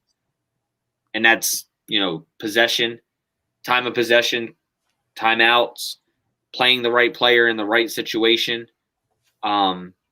Things like that. So that's my thought on that. Anyone else? Nope. No. All right. I'm gonna start reading some information I have on Kyle Shanahan here, and it's a $20 contribution, so I want to leave it up a little bit, and then we'll go from there. All right. So just some numbers on Kyle Shanahan. As soon as you guys want to say something, just give me a wave. I'll see it. Nick, if you're going to do it, wave with your left hand, not your right hand. Let me see. Wave with your left hand real quick. Nope, the left would be behind there, right there. Yeah, okay, yeah. That's what I need to see. All right. So let's see what we got here. And I'll pop you up in the main screen here. All right. Kyle Shanahan's record as a 49ers head coach is 29-35. He's only won 45% of the games he's coached. That's a problem. All right. His playoff record is 2-1. He has thrown his challenge flag 25 times.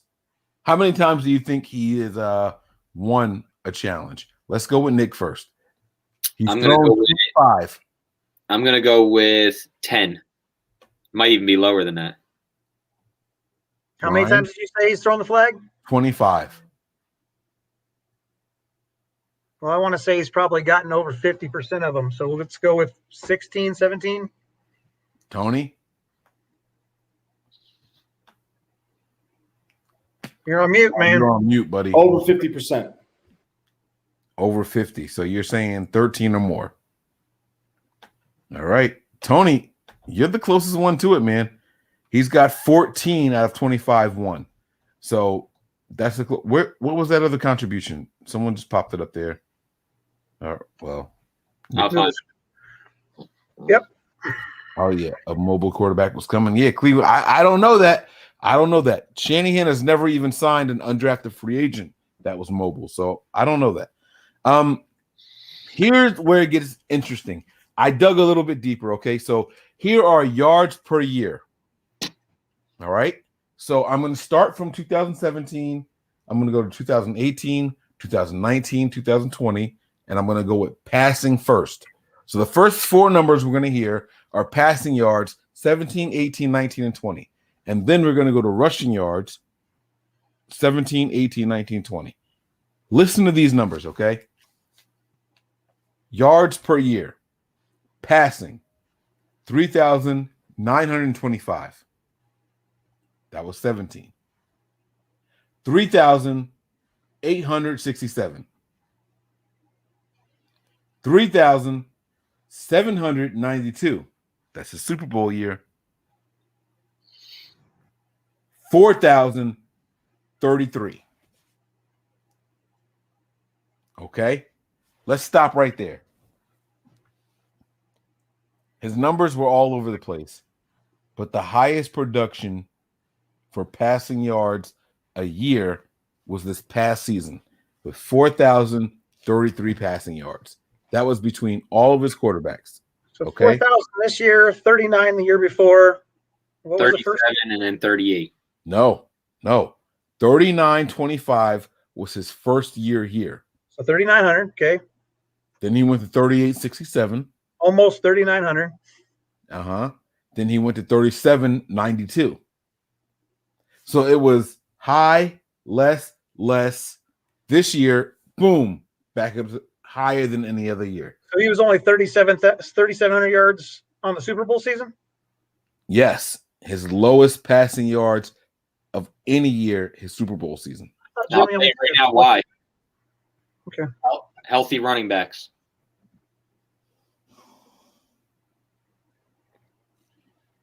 That's why.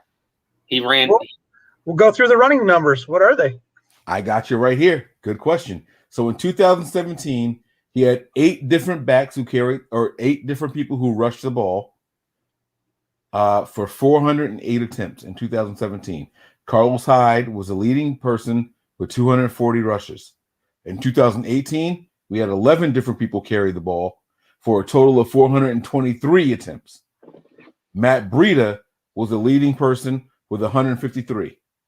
In 2019, our Super Bowl year, again, 11 different people carried the ball. 137 was the high number of attempts by a person. It was for 2 people. Coleman and Mostert tied that number. But here's the difference. We had a total of 498 total attempts rushing. In 2020, 13 different people carried the ball. Jeff Wilson Jr. led the team with 126 attempts. We had a total of 437 attempts. So 2017, 408 attempts. 2018, 423 attempts. 2019, the Super Bowl year, 498 attempts. And then 2020, 437 attempts.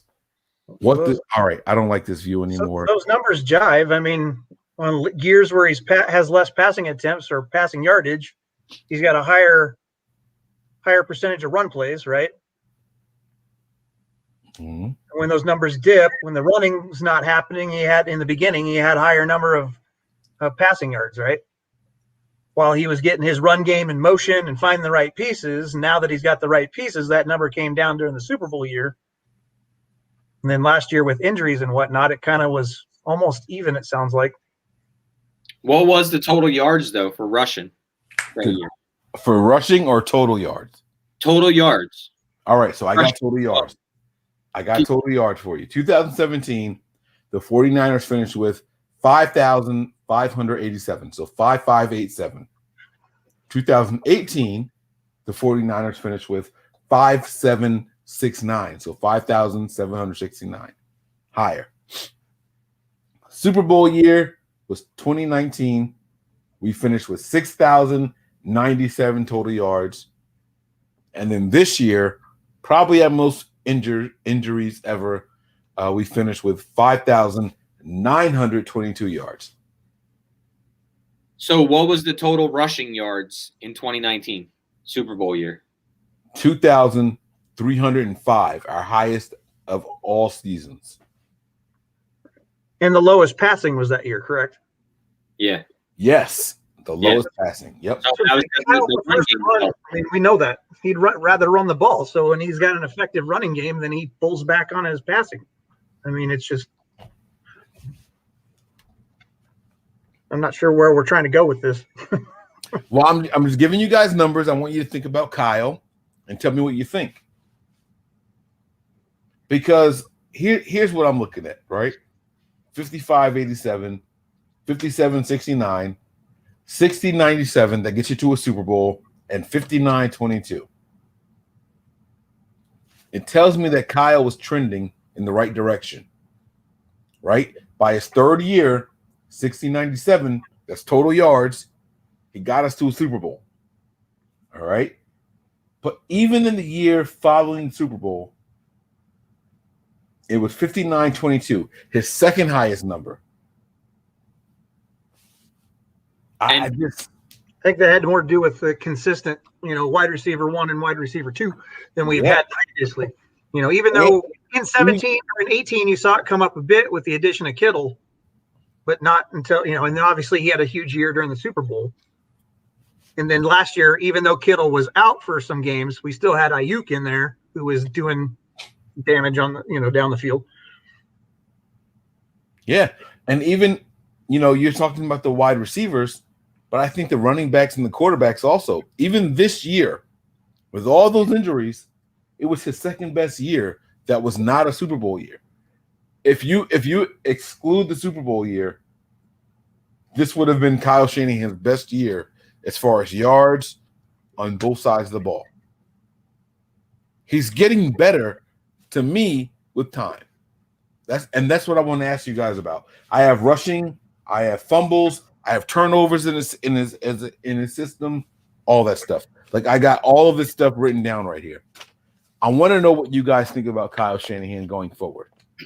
A lot of those passing yards this year too were those, those Debo plays or those Ayuk plays or, that went for 19, 20, 25 yards. They were stat pushers for Jimmy Garoppolo or whoever was under center. Look, what I was talking about earlier, I'm not questioning Kyle Shanahan's ability to coach these guys. He's going to get better. But like I said earlier, I think some things have to change as in decision making. I think you have to get better with, possession time, knowing when to call timeouts, knowing what player to have on the field, those type of things.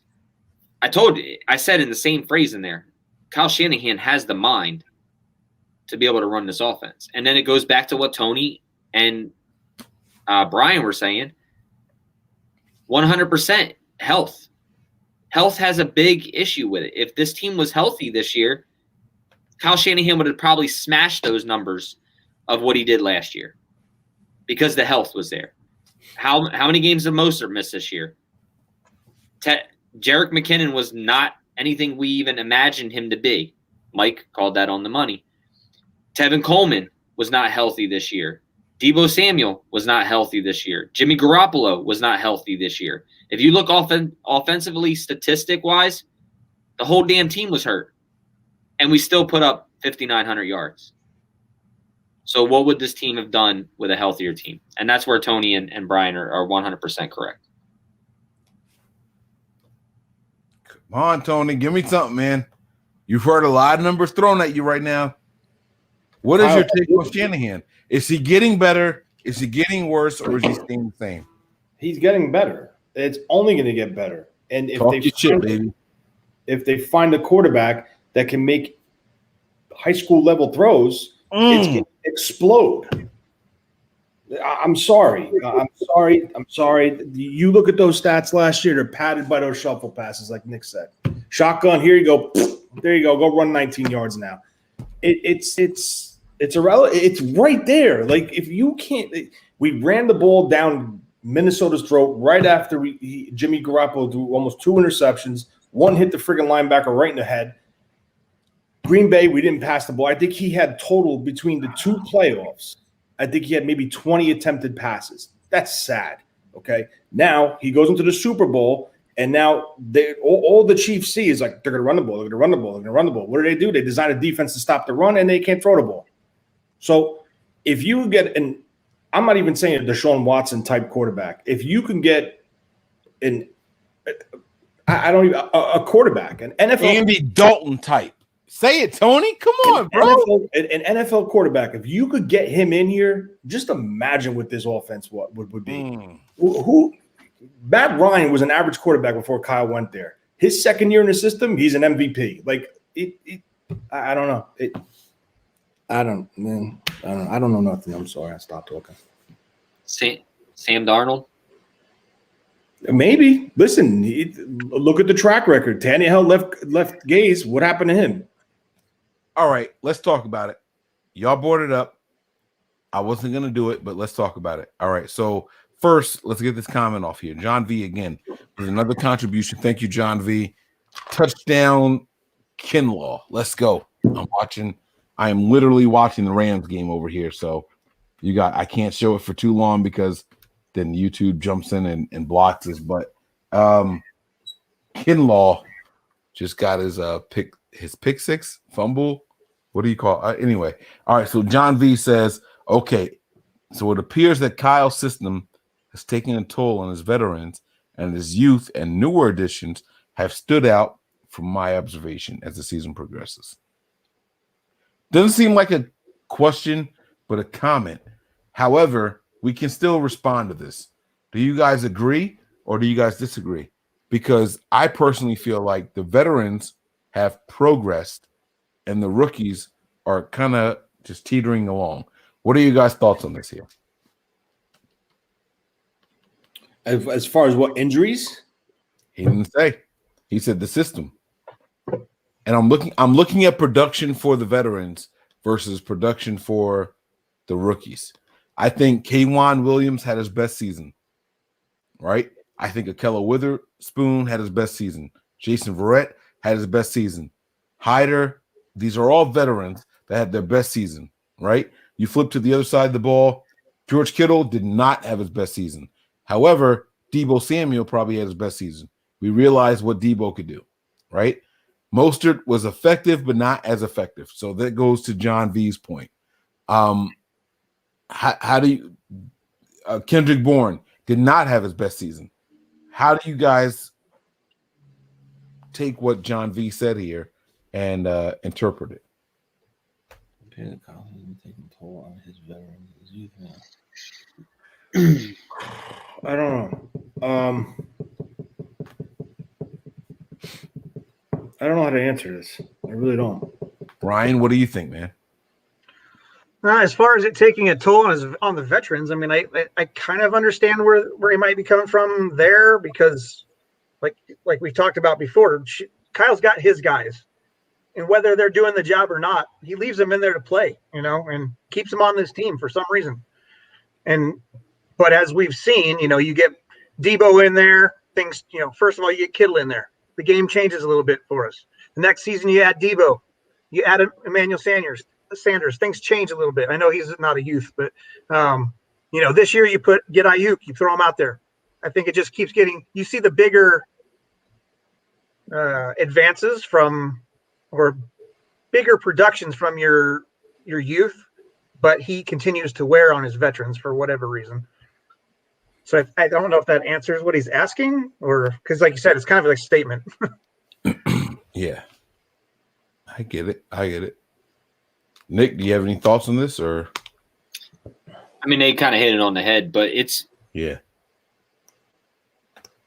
I mean, I'm not going to keep dragging it out, but I think he does put, like I said earlier, with Joe Staley not being 100%, bringing him back. Like you're putting that pressure on your veterans instead of giving that opportunity to the young ones to progress. And I kind of said that earlier with the Justin School and Russian, Mike, when we talked about this, like, why is Joe Staley playing, in that game? Why is he coming back if he's not 100%? And then come to find out his back is all screwed up and he has to end up retiring. Yeah. So even before that, Nick, do you remember when we were doing the show and I said something that people thought I was crazy for? I said Anquan Bolden shouldn't be getting starting reps over the rookies because the rookies are the ones who need it. He's the veteran. He knows how it goes. Do you remember that? That was, we're talking for Ryan Hoyer quarterback. Huh? That's when Hoyer was the quarterback. Yeah, this was so long ago, and I'm like, bro, like, why is Bolden taking the snaps? He knows the system. He shouldn't be in there. Put a rookie in. And people thought I was crazy, and this is exactly what I was talking about. Let these young guys get in there and get some experience, get some practice, see what they can do. They might not be the answer, but how the hell are we going to know if the veterans keep hogging all the snaps? Well, it can go back to, last year too with Deebo. and Debo really didn't start getting all those snaps until what, week 6? Like, is really when he started taking off to where he started implementing him more in the game plan. You've seen he didn't do that with Ayuk this year, and I guess he was kind of forced to with Ayuk, but Ayuk was implemented in the game plan. And you heard him come back and say after games, like, you know, he did well, you know, maybe next week we'll implement him a little bit more. He did okay, you know, he could have done better. Ayuk was also a first-round pick, not a second-round pick. So right. And then he traded up to get Ayuk. Like, he had a lot of pressure to make Ayuk successful in his first year. When we're talking about not allowing these players to produce, would Ayuk have been in as much as he was this year without the injuries in the beginning? I don't think so, because he even said it himself, I don't like putting that pressure on him. If you remember that. Like, he's like, I do remember it. The only reason I can't agree with you is because I said you don't trade up for a guy. Remember, you have to remember my stance. I remember what you said. You don't trade up for a guy and he doesn't get all the snaps. But I'm saying he even came out and said, I don't like putting this pressure on him. But because somebody said, how do you feel about Ayuk right now? You know, where he's at, blah, blah, blah. And he's like, I don't like putting all this pressure on him, but he stepped up to the plate. And I'm going to try to get him more involved. But if Debo wasn't hurt, I don't think Ayuk plays as much. I think they work him into the system like they kind of did with Debo last year. That's all I'm saying. It's like you're taking away, you're putting your veterans in instead of letting these rookies grow and get that chemistry with your quarterback. Yeah. We don't know, man. We don't know. So I gave you guys all of these Kyle Shanahan numbers. I want to go over fumbles by year, not interceptions, because fumbles, I think, relate to knowing your personnel. If you have a guy with soft hands, he's going to fumble the ball a lot more than someone with strong hands. Does anybody disagree with what I'm saying? Nope. All right, so I want to go over fumbles per year. In 2017, we had 14 fumbles. The leaders on the team were both quarterbacks, C.J. Beathard and Brian Hoyer, with 3. In 2018, oh my God, look at this number. We had 31 fumbles. C.J. Beathard led the team with only 5. In 2019, our Super Bowl year, we had a total of 19 fumbles. Jimmy Garoppolo had 9. And then in 2020, we had a total of 20 fumbles, and Mullins led the way with 6 fumbles. 14, 31, 19, 20. Do these numbers help you assess Kyle Shanahan at all? Like, when you hear all these numbers, I told you guys the numbers from rushing yards per year, rushing attempts per year. We attempted the most rushing times in 2019, which happened to be our Super Bowl season. We ran the ball more in that season than any other season, and we made it to the Super Bowl. In rushing yards, it goes without saying, that was 2019 as well. It's the only season we had more than 2,000 rushing yards of Kyle Shanahan's complete existence here. His least passing yards ever was 2019, which was also the Super Bowl year. So what do you guys think about that? Is Kyle Shanahan not looking for a quarterback? Does he need a quarterback that can do more than what we got? Like, how do you guys use this data and determine what Shanahan's future should be? What he should be looking for? Should he be the guy? Should he not be the guy? How do you guys think about this? What do you guys think about it? You said 2017 was the year that quarterbacks had the most fumbles, or was it 2018?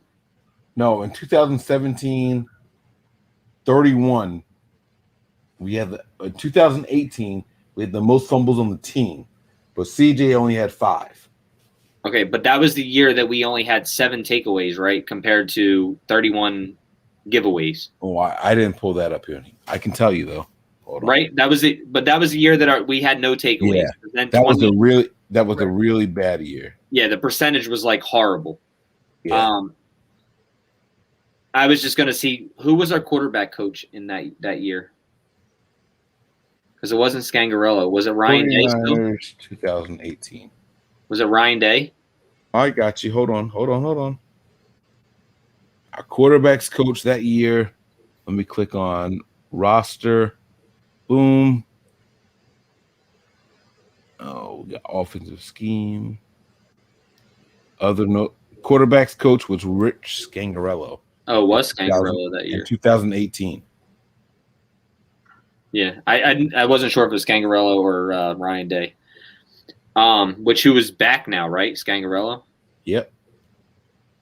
And Jimmy actually had his best year under him. Are you talking just about fumbles? No, I was just I said Ryan Day. I meant Shane Day. No, I was just trying to see what the quarterbacks coach was, because obviously Turner's been the running backs guy. I was just trying to see who the yes, guys, I know I said Ryan Day by mistake. I'm an Ohio State fan, man. Come on. Chill out here. Shane Day. I was just trying to see who the coach was of the quarterbacks that year, because I couldn't remember.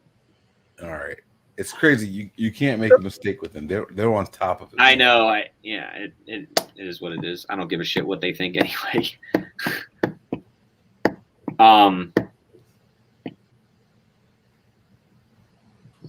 Rich Scangarello gave Jimmy Garoppolo his best year, right? Yeah. Yep. Because 2018. No. Shane Day was 19. That was his best year. Yeah, 2019 was the best year for Jimmy. And let me see. I got you right here. Hold on. Scroll up a little bit. In 2019,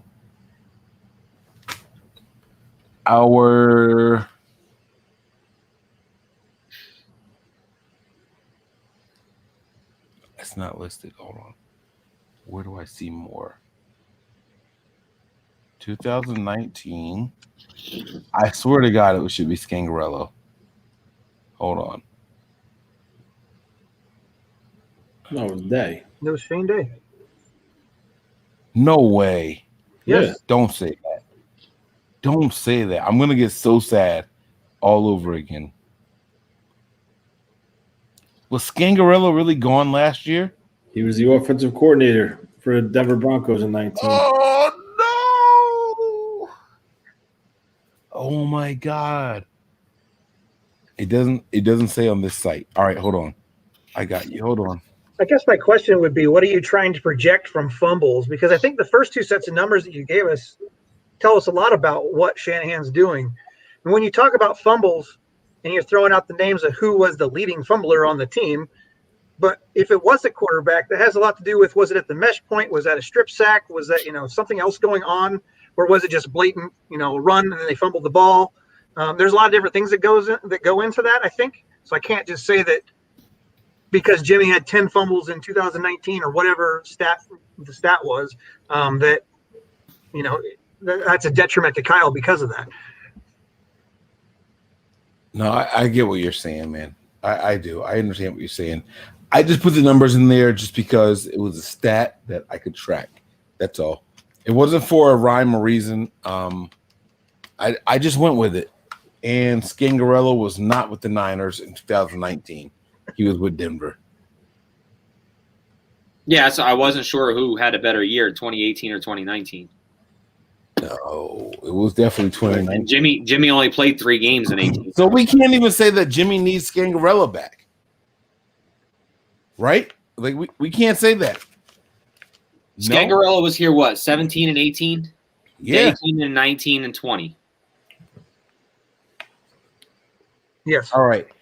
Tony, you ready? Grab a calculator for me. Brian, grab a calculator for me. Tell me when you guys are ready. All right. I have an exercise for us. Ready? All right, Brian, here you go. 3792 plus 4033 equals divided by 2. Don't tell me. Okay. Tony, you ready? All right. 3925 plus 3867 equals divided by 2. Could have just said you want an average, man. Oh, shut your face hole. Shut your face hole. Let me do this. Let me have my moment. Here we go. All right, Tony, what you got? 3896. 3896. Brian, what you got? 3912.5. God damn it. That means that freaking Day is better than Scangarello. All it means No, is that Day got a mean that. full year out of Jimmy. That's all that means. Yeah, because Day is the only coach to get a full year out of Jimmy. 2017, Scangarello was here. He only played 7 games. 2018, he only played 3 games. He left. 2019 and 2020 is Shane Day. All right, they're telling me Jimmy Garoppolo's not the guy. That's what it tells me. I got so many other numbers Hey, Mike, written down. Mike, is this the reason why you told me not to grab a calculator? What? No. What the fuck? Yeah. No. That has nothing to do with it. No. Right. No, I know. It has nothing to do with it. So my comment was to this idiot. That's who my comment was to. Oh, okay. All right. No, no. Not at all. No. But no, man, I got all this information written down. I was trying to do some in-depth I have attempts, I've got so much stuff written down here. For example, right? In 2017, Kyle's first year, Tony, who was our leading receiver, not in yards, but in catches. Only catches. I'm never talking about yards. Who was the most targeted person on the roster in Kyle's first year? Garcon. That would have been my guess, but it was Carlos Hyde. It was checkdowns, guys. It was all checkdowns. In 2018, who do you think it was? 2018? Yeah. Kittle. Marquise Goodwin. I hear Kittle. I hear Goodwin. Tony? It's going to be another running back. I don't know. Kittle? I would say Kittle. It was Kittle. Yeah. All right. 2019, who was it? Now, Kittle set a record in 2019. So, who do you think it was? Kittle. Yeah. Kittle. It was Kittle. Now, who led the team in receptions in 2020? 2020? Yep.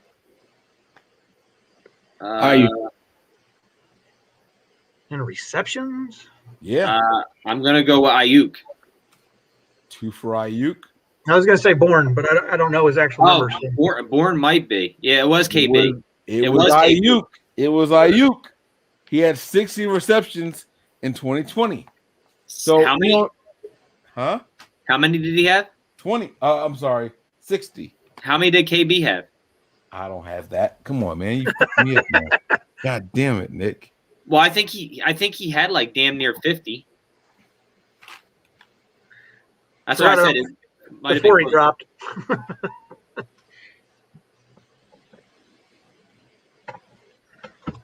I'll tell you in 1 second. We have 2020. Kendrick Bourne 2020. Click it. And Kendrick Bourne had 49. 49. I said 47. Yep. What was he 300 yards away from 1,000? In 2020, he had 15 games, 49, 667. So 333. Yeah. Wow. 300 yards. Yeah. Yep. That's KB. So, I'm not trying to be a dick or anything like that. I wasn't trying to trick you guys or anything. How about this one? All right, here we go. Who led the 49ers in rushing attempts Serious in eyes, Nick. 2017? Wait, what? Who led? Why is that our picture? I don't know. You guys both have crazy eyes. Who led our team in rushing attempts in 2017? Jeff Wilson Jr. Oh, 17? I thought you said last year. Nope. Shanahan's first 17? year. Hyde. Yeah, Hyde. Yeah. Definitely Hyde. All right. What about 2018? Breida. Very good, Breida. All right, here we go. 2019. I'm gonna go with Tevin Coleman. Coleman? Yeah. Mostert. All three of you are right. It was Coleman and Mostert with Oh, they were tied. That's right. They were 137 attempts each. And if one of you guys get this right, I'm gonna go eat. Who had it for 2020? Say what? Who led the team in rushing for 2020? Jeff Wilson Jr. Jeff Wilson Jr. Oh, fuck you guys. All right, you all got it. Yeah, it's Jeff Wilson Jr. All right, cool. All right. So go eat. He got a deal, or he got it signed again. Yeah, man. You know, here's what I think about the offense. When I look at this sheet, I look at what Shanahan has done. He's not getting better. He's actually getting worse. And then, wait. I'm sorry. He's not getting worse. He's getting better. I'm sorry. But when you factor in the injuries, I think that really shows just how much better Kyle Shanahan is getting. He's never had his number one quarterback for all the games except for 1 year. He went to the Super Bowl. The next closest season, he had his second most productive season. If you give Shanahan his quarterback, if you give him his running backs, if you give him his wide receivers, you give him his tight ends, he's going to have your team at the top of the charts in every major category. And I think that's why Shanahan is good. I really, really do. This was all an offensive reflection, had nothing to do with the defense. I want to get your guys' thoughts on this, man, because he really, really did his thing. He can't control the injuries. What are your thoughts on Kyle Shanahan after you hear the numbers that we just went over? Mine doesn't change. Yeah, I was going to say it doesn't change anything. Like I said, I don't think it changes as in coaching. I think there's times he needs to make better decisions. Yes. He needs to be more consistent with his decisions on the team. And that's I don't want to see favoritism plays. I want to see smart, ball control. And that's all. Like, I just want to see him play the right players at the right time, not just because they're his guys. Other than that, I love Kyle Shanahan. And I think that move that they made to actually name the offensive coordinator may help him do that, because his mind won't be totally fixated, hopefully, on the offensive play calling versus the game management. Yeah. And when Nick said something that's very, very important, I think that when you step back and look at Shanahan and what he's done, it's not about the play calling. Play calling is just fine. Let someone else dictate the personnel and the players that are out on the field. I think that's where he messes up. Go ahead, Tony. That's Bobby Johnson, Bobby Turner. Bobby Turner that does the running back rotation. It has nothing to do with Kyle. It's got something to do right, with but Kyle. it does, because he's the head coach and he could say, yeah, he can override him. Turner runs the rotation, bro. And the reason why you've seen Coleman more than what you would like is because Coleman was the best pass protected out of the running backs. This is correct. So if you're going to pass, you would need your best pass protector in there to pick up a blitz off the edge if they're sliding a protection to the left or the right, vice versa. So that's why he's kind of forced to keep Coleman around until someone steps up and shows that they could be as good or better as Coleman, which I think Wilson could potentially be that role as a pass protector out of the backfield, picking up a blitz. I'm just not sure that Bobby Turner saw the production from Tevin Coleman and said, yeah, he's better than X, Y, and Z. No, it's not. I so- just said like why Coleman was stuck around so long. It's because of pass protection. Forget so long. Why did Coleman get the start in the Super Bowl? Because of pass protection. Because he's Shanahan's guy. Yes. Yeah. And that's what I want to hear. I'll say it. Shanahan's guy, but it's because of pass protection. That's what it is. I'm telling you, watch it. I promise you, I'm not lying to you. Just watch it. The tape tells you everything. I think Shanahan needs to take a step back. These are my final thoughts. We'll go around. I'll go me, Nick, Brian, and then Tony. All right. My final thoughts are this. Shanahan is a good head coach. Shanahan is a good play caller, offensive coordinator. He does not need help in that situation. What Shanahan needs help with is trusting the people he has hired and put into position to make the other decisions for him. That includes personnel, that includes clock management, and so on and so forth. Maybe even the value of a player versus their salary cap implications. I would like to see him take a step back and let other people make those decisions going forward. Kyle Shanahan should not be on the hot seat as long as he relinquishes the duties that we are discussing tonight to those who are better equipped to make those decisions. Those are my final thoughts. Stay faithful. On to you, Nick. What's up? Yeah, I mean, like I said earlier, I think Kyle is a great coach. I do think that he's gotten hit with the injury bug that has derailed him and this offense and this team in being successful and having a better record than he has in the 3 or 4 years. There's a Rams fan in here that says, let's look at what Shanny's done in his 4 years as head coach, 3 or 4 years in the last place. He passed on Brady despite it wouldn't have cost any draft picks to stick with Jimmy. As for the Rams fan, I can't say anything because Kyle Shanahan is 4-0 in the last 2 years against Sean McVay. So you can keep going with your Ram comments. But, just perfect segue there.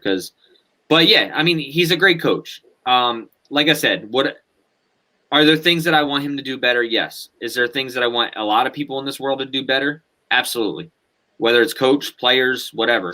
I just want the coach to be able to get the best out of the players, not hold younger guys back, let them get that experience.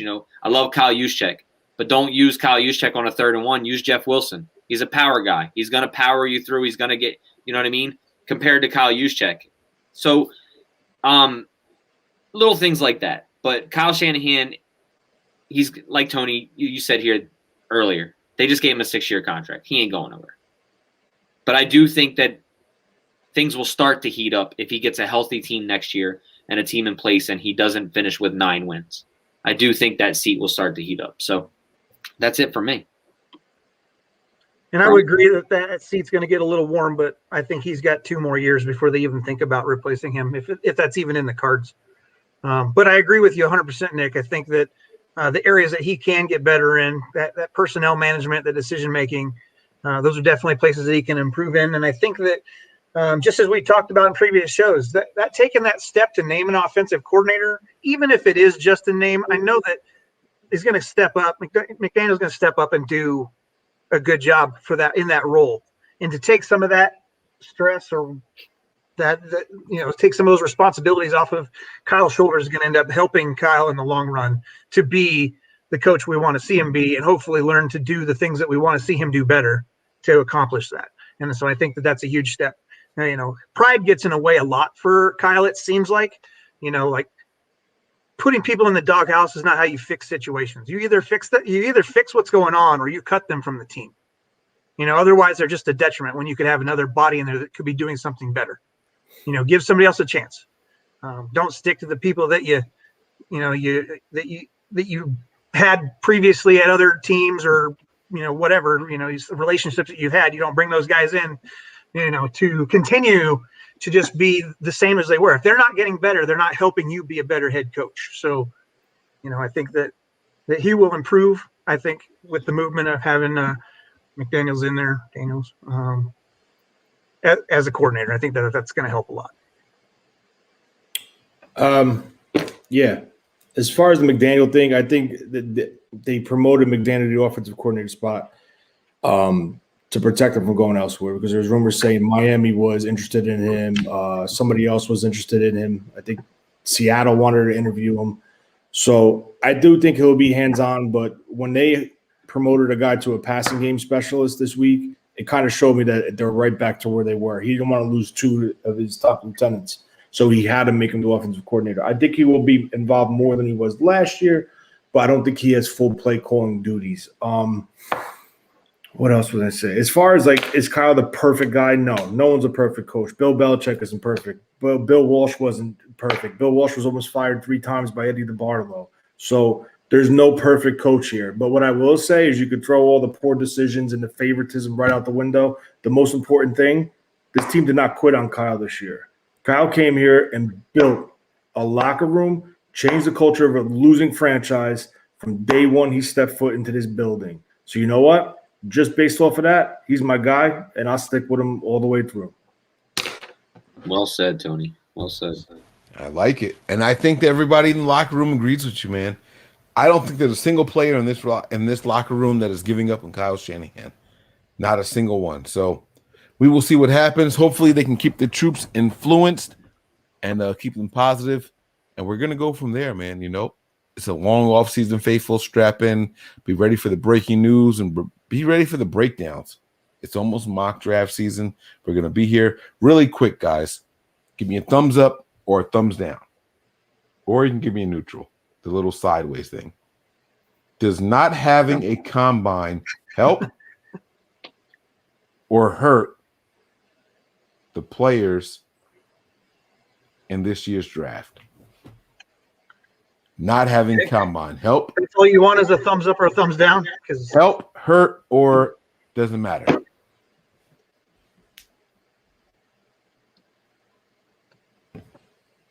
Really? Wow. Okay. So here's my why. Just because I was different than the other two. I agreed with you, by the way. I think it helps them. So no, I think it doesn't help them, because I think in the combine people get carried away with the numbers that they see for these workout junkies, and then they get overdrafted, and then we end up with busts in the NFL. If you just go back and watch college game tape against college, against NFL caliber players in the college ranks, you'll have a better idea of how that player is going to assimilate in the NFL versus going, well, this guy just blew, a 4.4 and he's a linebacker and, we need to go get him, or whatever. Yeah. Well, he maybe not do that when he's got pads on or, quarter 3 of a game or whatever, So when you go back and you look at their actual play experience, I think that's more important and I can't speak to the GMs. I don't know what exactly they're looking at, but I know that we've seen players jump up the draft, rankings just due to their combine participation, 40 times. Yeah. And it's weird because I feel like there's a, 3% that benefit from the 40 time. I don't think it's everybody. I think for most players, it's the film. And so when I gave it a thumbs up, you gave it a thumbs down. You explained very well what your point was. The reason I gave it a thumbs up is because without those official 40 times, I think GMs, scouts and et cetera, are going to be forced to respond to what they saw on film. It's going to help more of the people than that top 3% who run really fast 40s. So we were actually thinking on the same page, but we did the thumbs up and thumbs down in the reverse way. So I like what you said. Nick and Tony were neutral. Either one of you guys want to explain your points before we get out of here, or you just want to go? Good. You want to say something? No, I was just going to say I kind of think it. I kind of think it helps the players in a way, and I think it kind of hurts the teams in a way. And the reason being is just like Brian was just saying. I think there's guys that probably weren't, first or second round talent, that if they have to really study the tape, because that's the only way they really going, more tape than they normally do, I think it may boost guys up and it may drop a lot of guys down. And that's where I think it helps the players, because guys who should be higher round picks, DK Metcalfs and things like that, like players like just in sense, I think it will help those guys. But I also think it will hurt teams as in because how much tape are they studying on one guy and missing out on a bunch of others that that normally they'll break film up and watch. Let's say they watch 100 guys. Well, now they're focusing on 50 guys. So I think it's kind of neutral. I think it helps and hurts both sides of the field. All right. And that's how you come up with neutral, plus minus in the middle. Tony, what are your thoughts? I think just because they're not having the combine in Indianapolis doesn't mean they're having combines at their pro days. You're going to see all these athletes participating in their pro days instead of not participating. Just because it's not in Indianapolis, you're not going to get the same testing and the same setups when you go to the pro days. The pro days are going to be more focal point now because all the schools are going to be doing pro days because of the lack of the combine.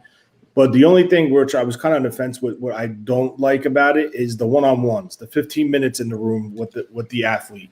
You could do it through Zoom, but guess what? You could tell by body language. Like when a guy walks in, what he's about, direct eye contact, if he's nervous, if he's lying, looking to the opposite direction, all that shit.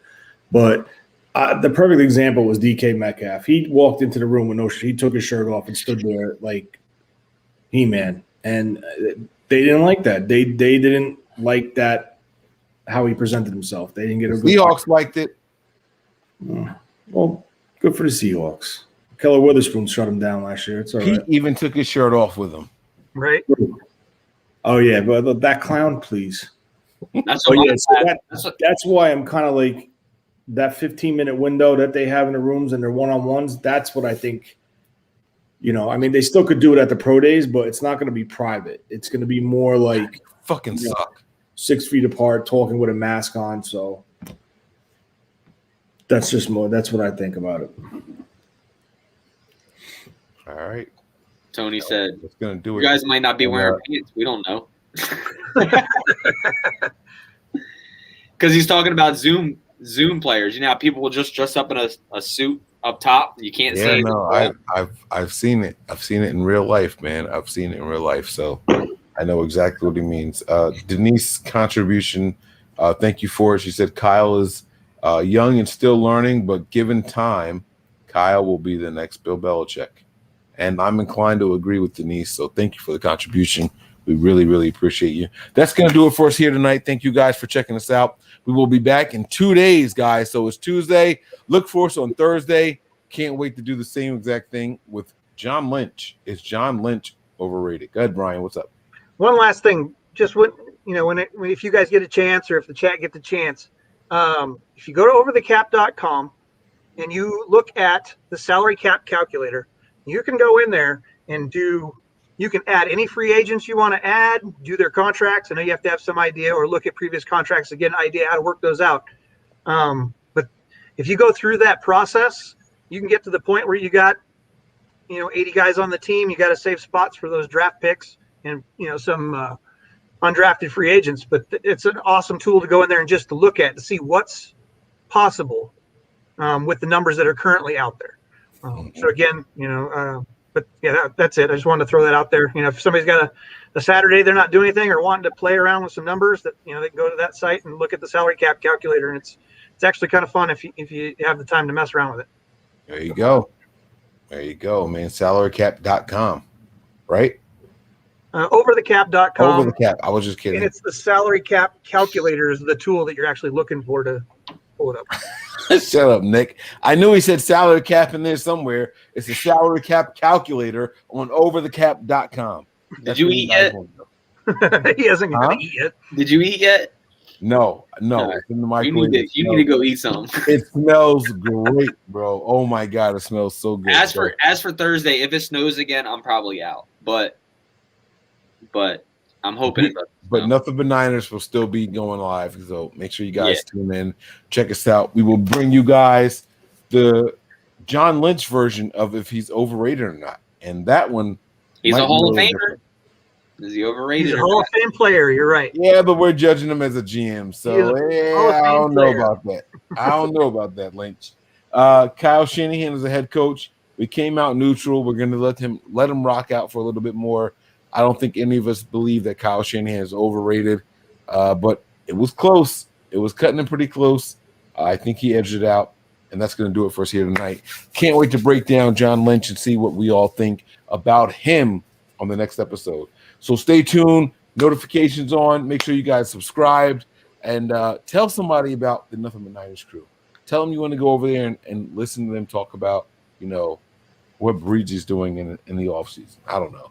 But find a reason to tell people why they should check out Nothing But Niners. We will be here regardless of what your decision is. So that's going to do it for us here tonight. We're going to go around the room. We're going to start from the bottom. Prepare for glory. Anticipate pain. But always Remain faithful. We out of here. Peace.